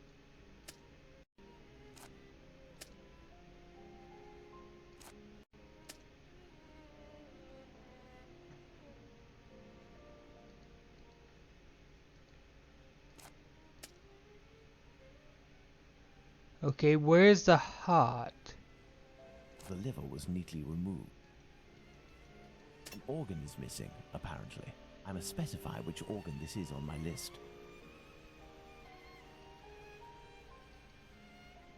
An organ is missing, apparently. I must specify which organ this is on my list. Ah, the heart is missing. There we are, Watson. We have examined everything. The heart is the only thing missing. 2 uteri, a kidney, and now a heart. He had all the time he wanted in which to disfigure her, cut her up like a piece of meat, and yet took nothing but the heart. What do you think of that, Watson? Watson?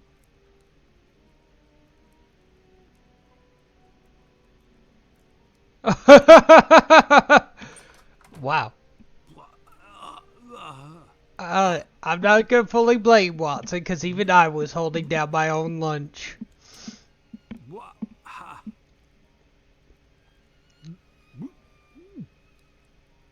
I dread to think how you'd react if you saw a corpse.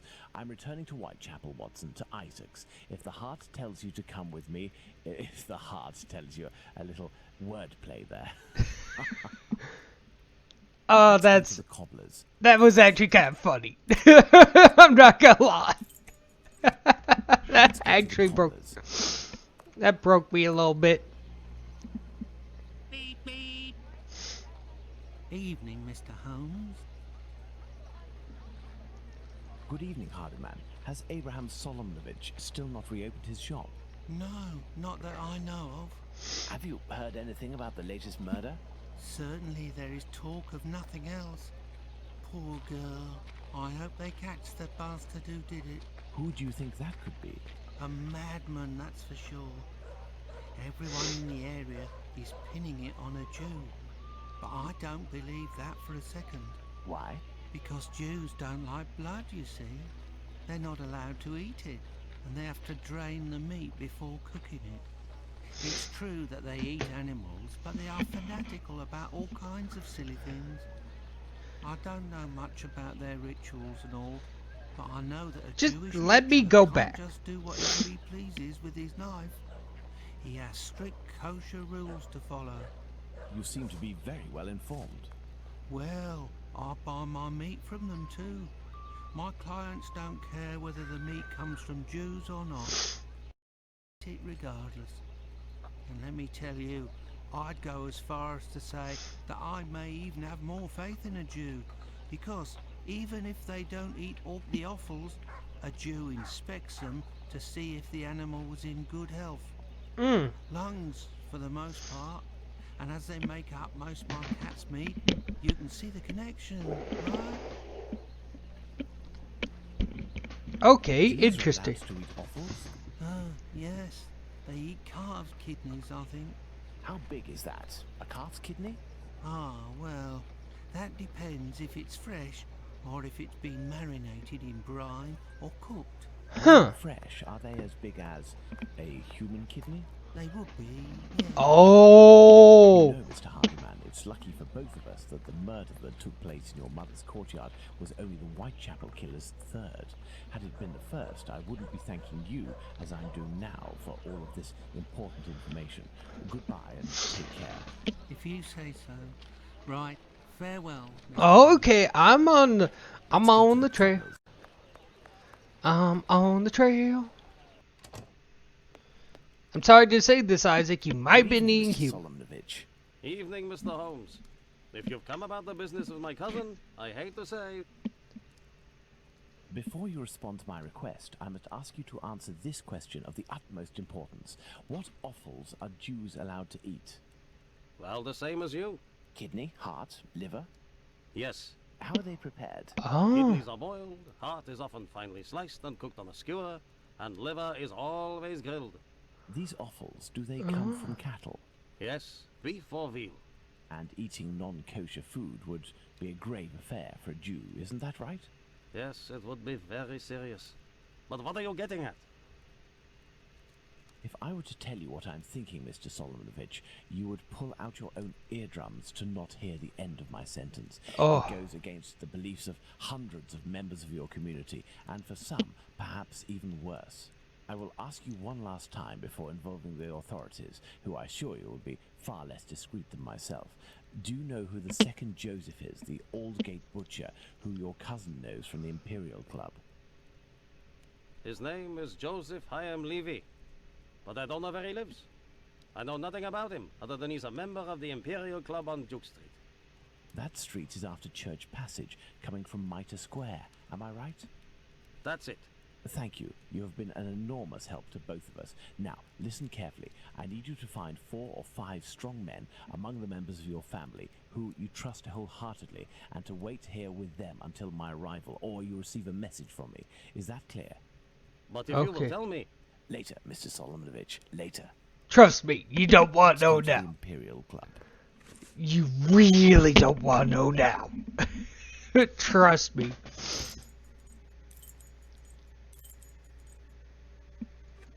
Ah, there's the Imperial Club. Let's see if I can find Joseph Hyam Levy. Hello, sir. Hello. Can I help you, sir? Indeed, I have an urgent message for Mr. Joseph Levy, the Aldgate butcher. I regret, sir, but Mr. Levy is not at the club at present. You can wait for him if you wish. I thank you. Do you know where I can find him? His home address, perhaps? It is a very urgent matter. I am sorry, sir, but we do not give out information regarding the club members to people outside the group. I Figured. understand. I must find a way to enter the Imperial Club without having to go through the entrance hall. This may come in handy. A note encouraging members of the Jewish community to remain prudent and vigilant after rumors about the Whitechapel murders. Okay. I figured that, so let's see. Huh. Okay. You're the last thing. So. I think, aha.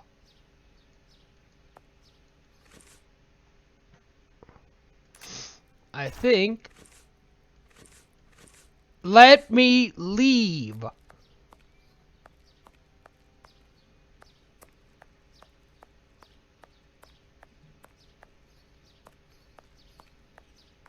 I There's a figure. cellar window behind this barrel, which is preventing me from passing. Cole, it's a service door and firmly locked. There must be a stock room in the cellar beneath this room. If I can just get into the coal cellar, I shall be in the place. Cole, it's a service door and firmly locked. This barrel is on a wooden pallet, but it is too heavy to be moved. I will need a pivot. Okay. I need a pivot. Maybe. Okay, this is one of those. I'm confused already, but I think I figured some of it out.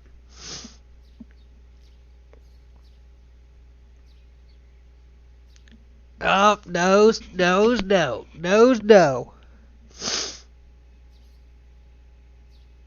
Don't tell me I closed out my freaking...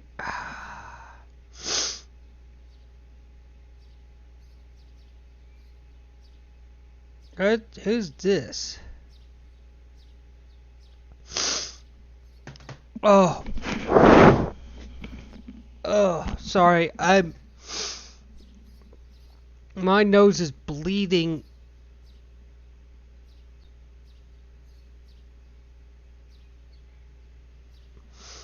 Bleeding snot like a freaking...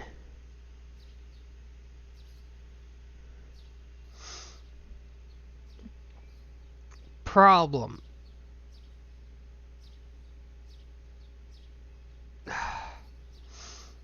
History, where was...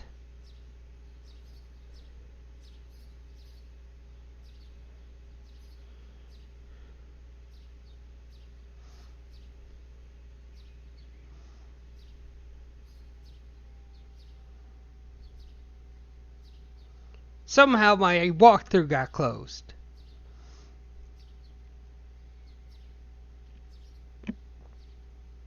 Okay, so we are down to...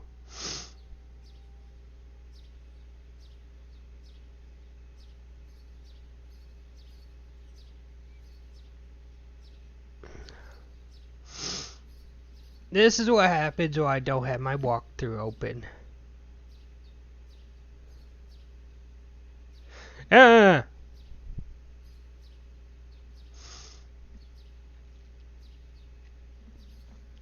Yes, it is. Okay, so we're down to...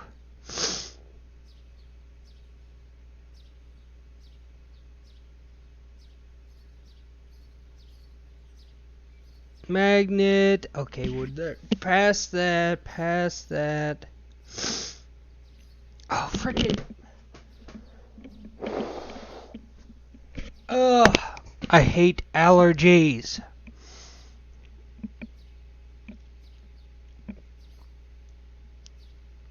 Okay, so we are...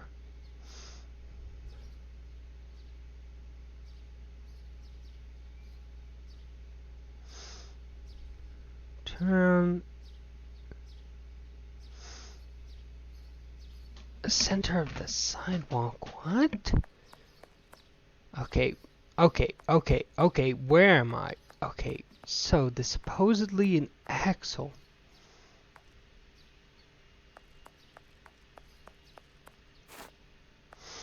Aha!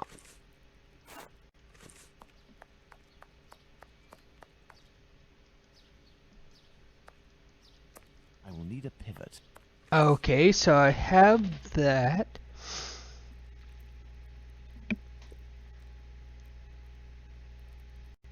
Piece of wood. I figured I needed the...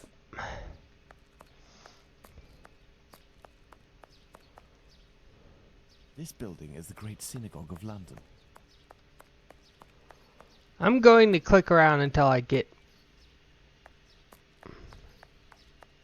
Nothing of interest here. Figured. I'm trying to... Aha!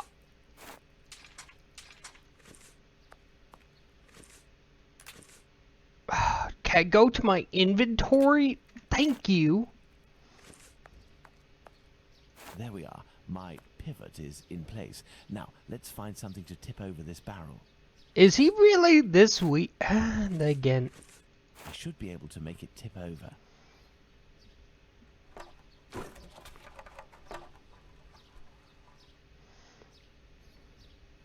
Closed. The cellar window is locked from the inside by a simple iron hook.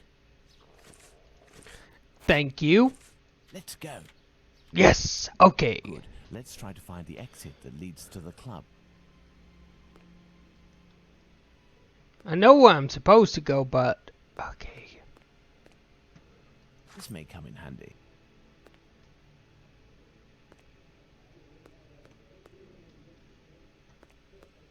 closed.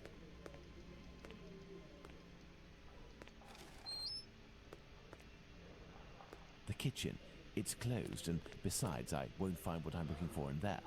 Okay, can I open that? Administration, perfect. This must be where the information on club members is kept. Oh my! Don't go back into my... Let's hope that it really is the key to this door. Administration, perfect. This must be where the information on club members is kept. A page from an old Yiddish English dictionary. Court's proceedings. Curious. Oh jeez. Okay, Levy received a good character, so Levy is guilty of receiving... This must be the club's safe. What I'm looking for is probably inside. I need something. Okay, what else am I missing? Oh jeez. Some square metal tokens. Curious. There is a document.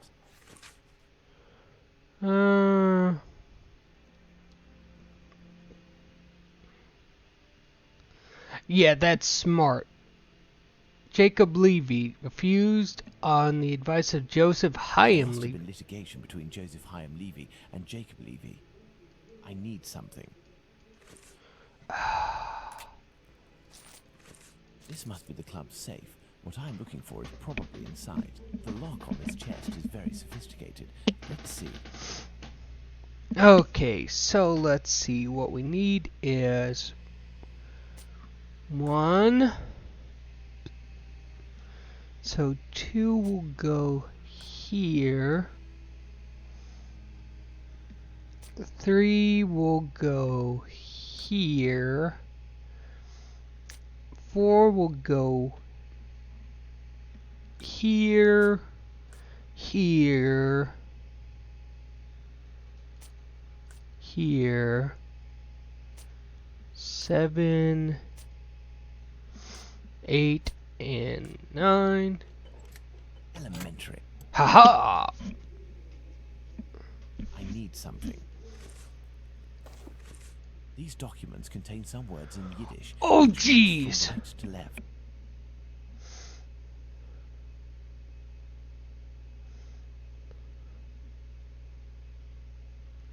Okay, so...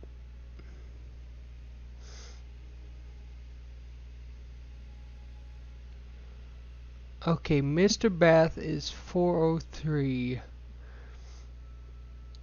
Oh, dear night. Okay, so 439. So that's that. Okay. So this is A, B,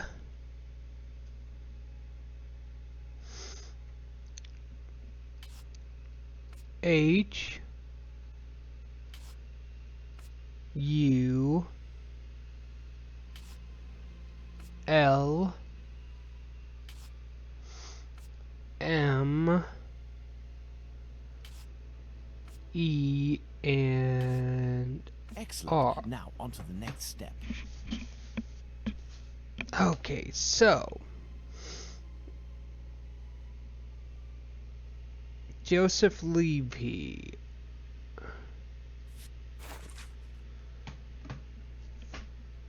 Ah!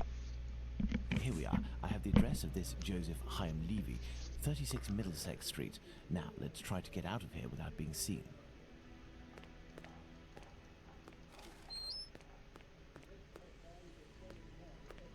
Can I close the door?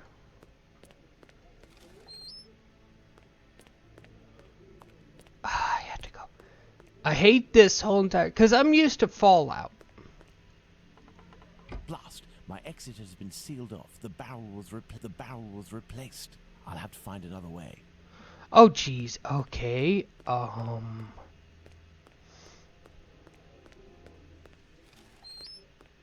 The kitchen. It's closed, and besides, I won't find what I'm looking for in there. No, that's not such a good idea. There's a meeting taking place. No, that's not a good idea. The watchman is still there. I must find a way to get him to leave his post. Okay.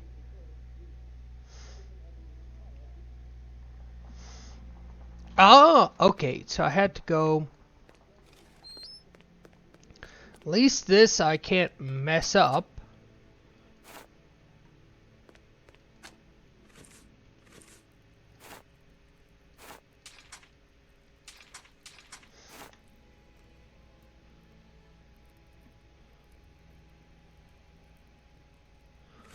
Okay, so there's apparently some loose. I can't get out through the window. It's blocked. Okay, loose wires. Okay, what? Look at the ceiling. Ah. I need something. Okay, use the clothesline on the hook.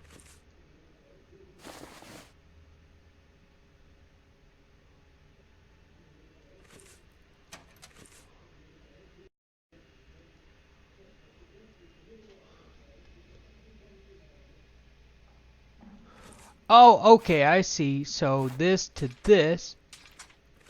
What? What?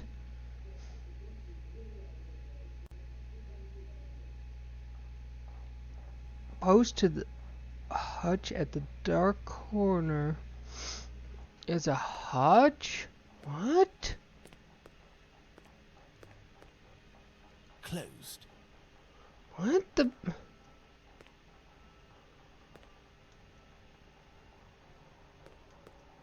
Closed. Hutch? What? The hatch? What did...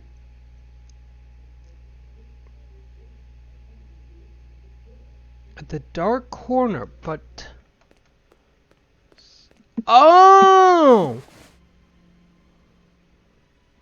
Cans from the crate right of the door.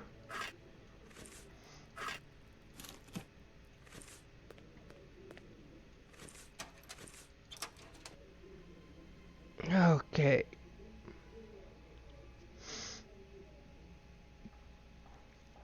There's a candlestick. Okay, where's the candlestick? I need something. Do I have the candle? No, of course I don't have the candlestick. I need to go and jump around like a freaking freak. Okay, that's a candle. Where's the candlestick?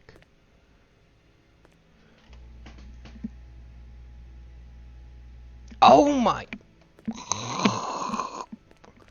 Go back. Go over. Return to base. Smack my balls 7 times. Handy.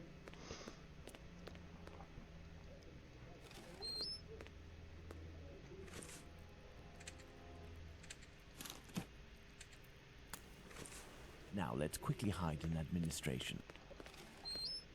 Yeah, let me in. Let me in.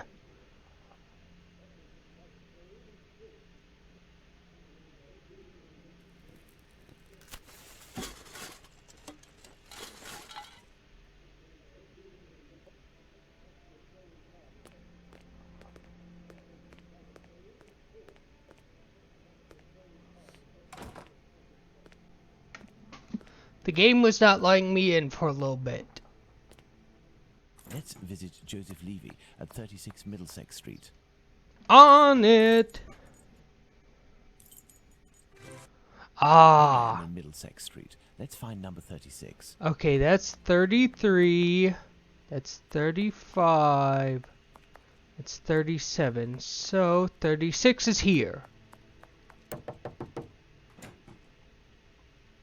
Hello, sir. What do you want? Hello, ma. I would like to speak with Mr. Levy. Do you know if he's in? I am Mrs. Levy, his wife. He's not arrived yet. Do you know when he'll be in? Oh, no idea. You know, he works at the butcher's and helps at the slaughterhouse.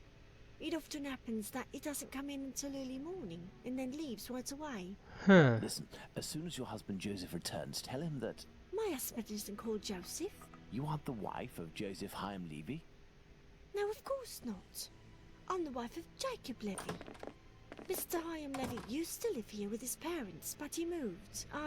Mommy, who's the to?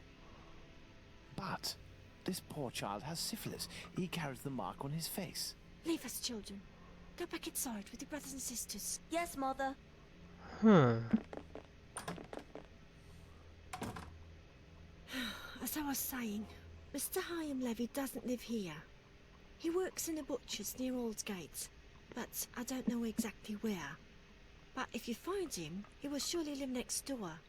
Butchers always live near their work. Thank you. Give him a message on my behalf. I don't see him often, and, well, even though we know him, we aren't on friendly terms, you see? Is he bothering you, Mommy? No, Simon, not at all. It's a handsome boy you have. It's strange that he has light hair. He takes after his father. Strong, with light hair. Wait, he sounds familiar to me. A man of about 50 years old, very big, at least 6 feet tall, and left-handed, correct? You are mistaken yet again. My husband is only 32 years old, no taller than 5'3", and he's right-handed. Ah. There are many Levies in the area. I will leave you, and I pray that you'll excuse the disturbance. Perhaps we will have the pleasure of meeting again. Farewell, Ma'am. Goodbye, sir. Ah. Ah. And there he is. Daddy! I must return to Baker Street. Let's go to Baker Street. Yep. I think we're done. Well, Watson, not looking so good. Whose fault is that, Holmes? If you hadn't shown me your masterpiece in clay. Some actions have much larger repercussions than would be assumed at first glance. Listen, Watson, in a few minutes I will leave Baker Street in order to meet Jack the Ripper and put an end to his crimes. Beforehand, I want to go over all our discoveries to assure myself that everything is clear. Okay. Jack the Ripper? You know the identity of Jack the Ripper? Without a shadow of a doubt, and I assure you that we are in possession of all the elements required to determine who Jack the Ripper is. Would you like to do this work with me? Okay, yes. Oh, Jesus.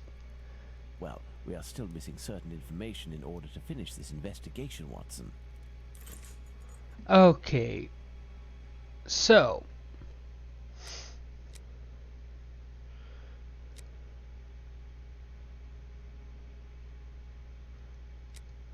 Yeah.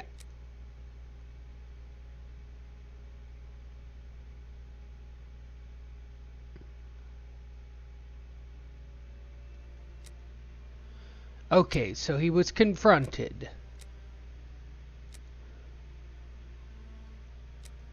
Yeah, he's right-handed. Okay. Okay.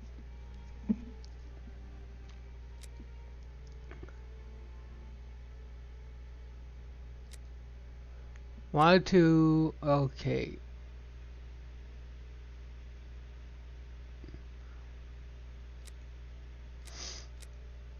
Okay.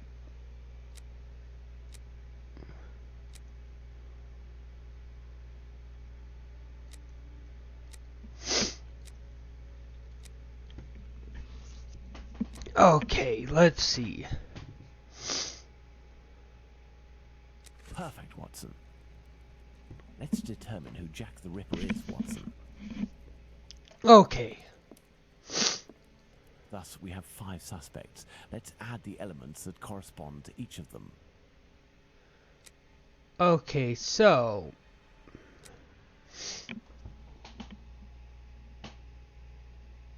Yeah, I'm on to that. So, let's see. Right-handed... Okay, let's see. Syphilis... Okay, so that belongs to 2 of them.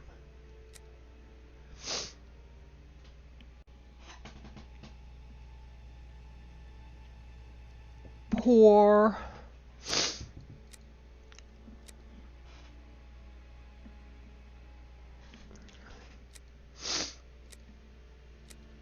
Okay.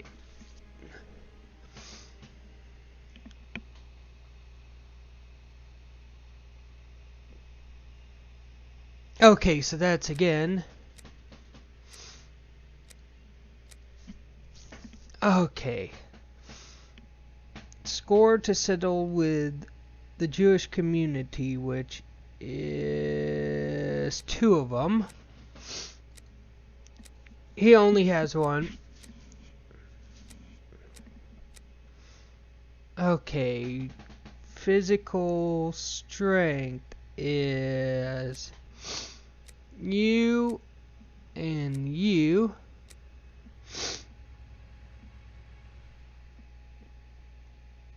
Okay, you.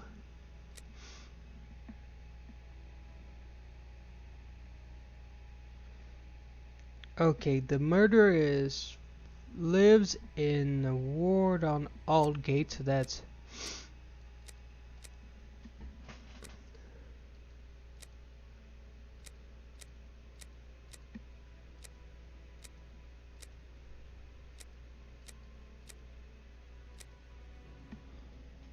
okay. What?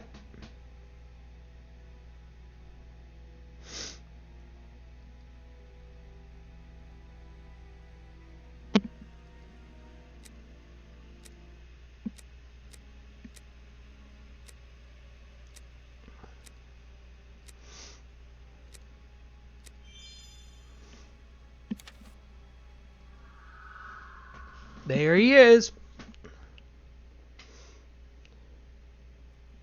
And there you go, Watson. Jacob Levy, Jack the Ripper. Fantastic, Holmes. And terrifying. But some aspects of this case are still unclear, at least for me. For example, Watson? Why does the man only kill prostitutes? The man kills prostitutes because he blames them for the misery of his life. He must have frequented them assiduously, and during these nocturnal visits, he contracted syphilis, which he passed on to his spouse, and via her, at least one of his children. He is an angry man in despair following a mistake that cannot be fixed. Why does he only kill such miserable prostitutes? He never had the means to afford prostitutes of higher standing than Nichols, Chapman, and the others. At one point in his life, he was forced to steal to make ends meet. This indiscretion cost him dearly. He was imprisoned and exiled from his community. He had frequented low-class prostitutes. Thus, it was they who infected him, and they who must pay. Okay, interesting. But why did he remove the organs? To take vengeance on his own community, which rejected him and had more success than he. He is a man who bore the burden of a sinister reputation, that of a thief and a madman, because of his internment. So he took his vengeance in the most cowardly and horrific manner imaginable. He rubbed his knife on the uterus of a sick prostitute before using it. He passed Edow's kidney off as a veal kidney. Oh. Why did he disfigure the faces of the last 2 victims? Revenge yet again, Watson. This is what you did to my child. You will suffer the same fate. Oh. And the piece of apron and the message at Goulston Street? The only reason to have placed the piece of apron incriminating the message and attracting attention towards himself is that the people that Levy holds responsible for his arrest live in this building. The butcher's where he committed the theft is found in Goulston Street, and the majority of the butchers who denounced him surely live close to their workplaces. Huh. But finally, Holmes, Okay. why didn't his wife or anyone else notice anything? His wife has many children and must be very busy. The man is a butcher, which must facilitate things when one is questioned by the police in the street and must justify the bloodstains on oneself.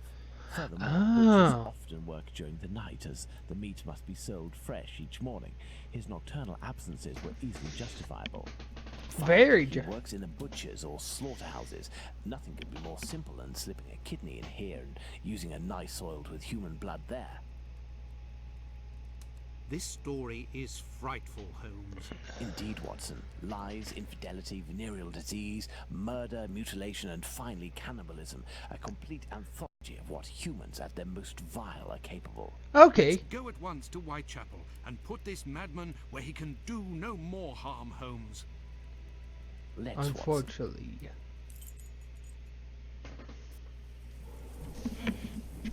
Okay. The Jewish I do community. believe we are not alone. I hope these men won't prevent us from passing. Me? No. But you, yes, Watson. Your journey ends here tonight. Pardon? You're sometimes a little hot-headed. Moreover, Mr. Solomonovich has a few things to tell you. I won't be long. You can come in, Mr. Holmes. He's waiting for you. Everything was organized according to your instructions. I don't know how to thank you. Later. Dr. Watson is awaiting an explanation from you.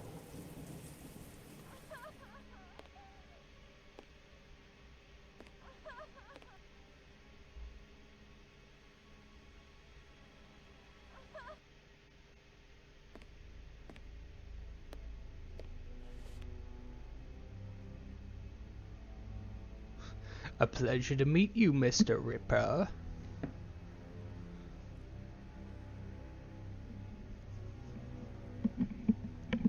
I kind of appreciate the fact that they don't play a audio over this. This is actually kind of impressive.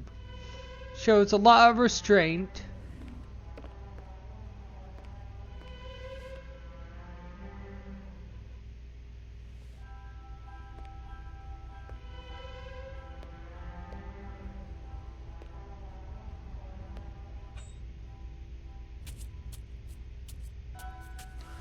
Oh, jeez.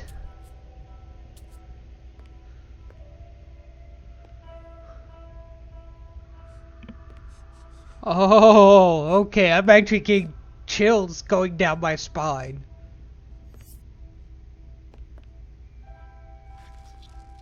The way he's doing it, yeah, he did it. Mr. Jacob Levy.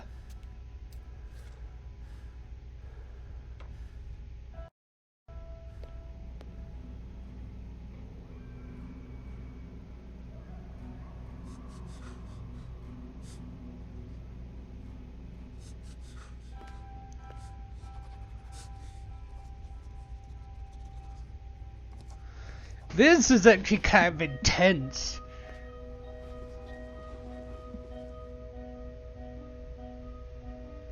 This is very intense, I have to say.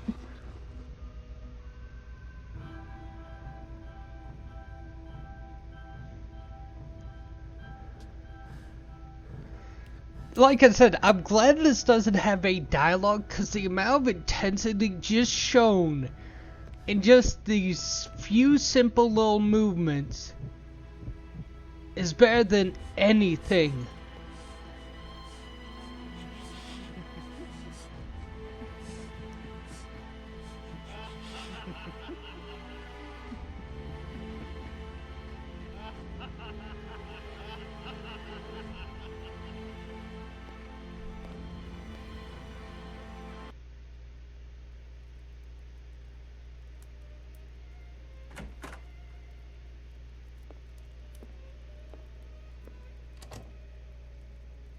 Hello, Watson. Holmes, have you the slightest idea what you are doing? I think so, Watson. Leaving this bloodthirsty pervert at liberty and hiding his existence from the London police? What folly! Certainly, the police will never find their man, but with so many men deployed, this affair will indirectly have a benevolent effect on the crime in the vicinity. But Holmes, wait! Justice hasn't been served, and we are accomplices to the fact. Huh. Justice? But I don't serve justice, Watson. I serve truth. And incidentally, I serve my country, and I don't think that I have ever served it better than today. Imagine if after months of terror and a murder as abominable as that of Miller's Court, we deliver to the English people a man of the Jewish faith, a journeyman and head of family as the guilty party. A man who forced members of his own people to eat human flesh. All of this contained tension would have exploded in a myriad of anti-Semitic acts which would have thrown Whitechapel into a rage of fire and blood. And this man's family, who are completely innocent and have suffered more than their lot, would have been the first in the line of sight. Should we condemn and tie people to shame and promise them 1,000 wounds because one of their members committed an unmentionable crime?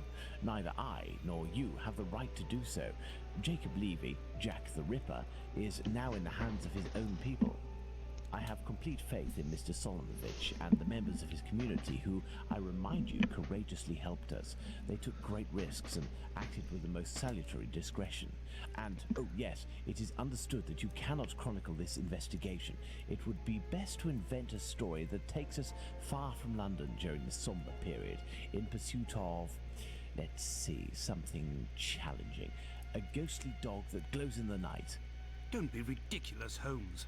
But what will happen now? The police will endure a serious setback and a real loss of credibility. And this man?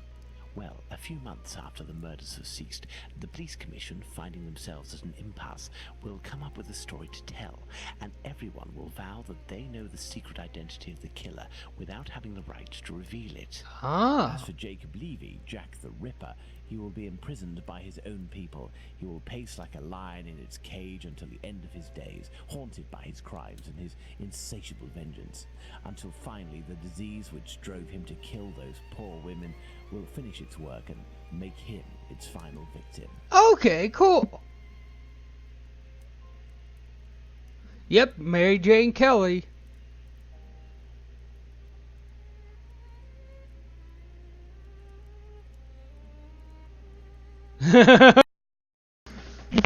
Ladies and gentlemen,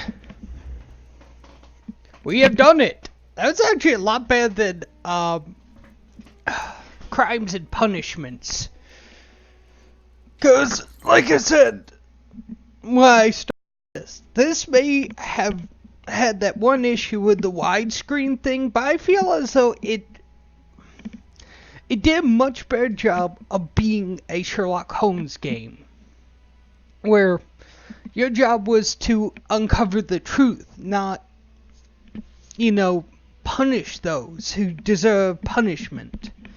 Anyway, I'm gonna go grab lunch. Be right back. And toss all my laundry. Okay. You go up there.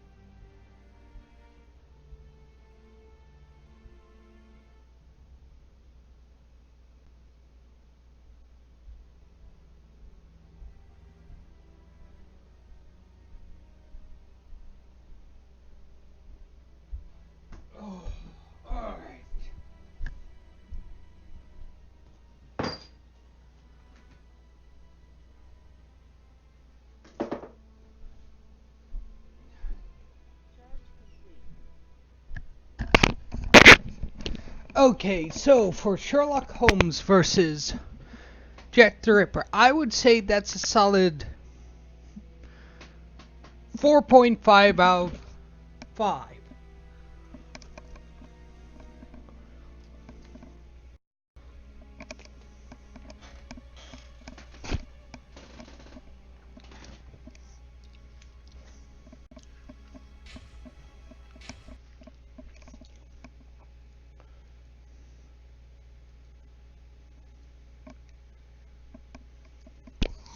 The reason I say that's 4.5, and I'd put Crimes and Punishment at 1.5 or even at 0.5. Hold on.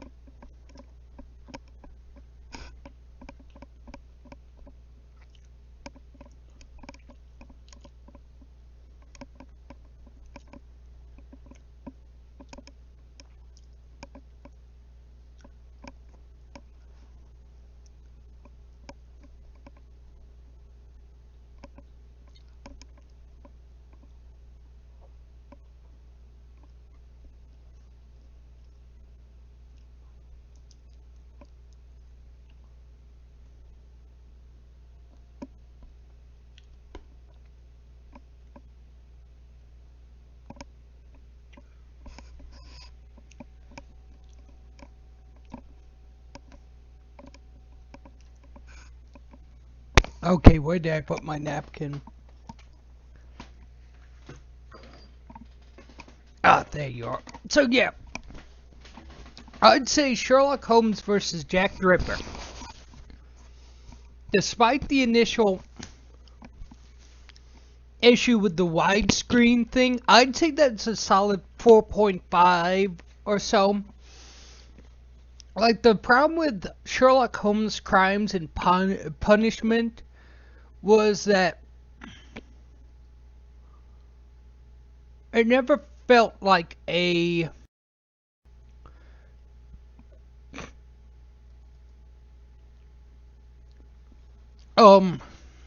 Sherlock Holmes game. Yes, Sherlock Holmes is supposed to be this super smart detective, but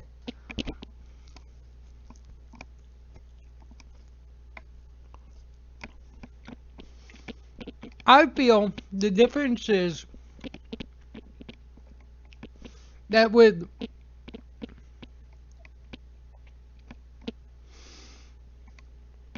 these are good ribs. I feel like the difference between Jack the Ripper and Crimes and Punishment is you always had a clear goal in mind. Not all the time, but most of the time you had a clear goal in mind.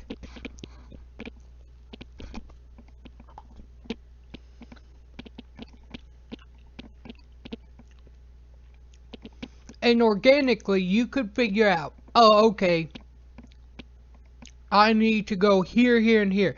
Even if I didn't 100% understand where to go, I felt like it took me a lot less time to figure out things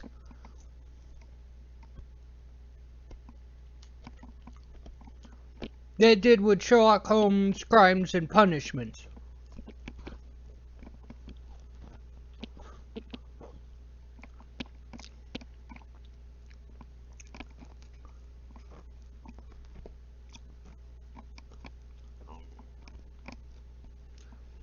And Frogware, if you ever listen to this, please drop the moral system. Decide to make more Sherlock Holmes games, drop the moral system. Because the problem with the moral system is it doesn't feel like Sherlock Holmes. Sherlock Holmes is a super smart man who does things in the best interest of the community at large.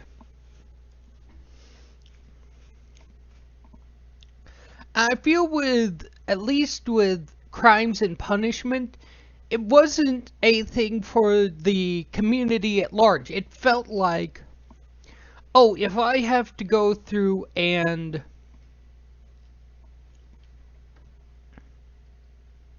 hold on. Oop. Hold on a moment. Where is my XSplit?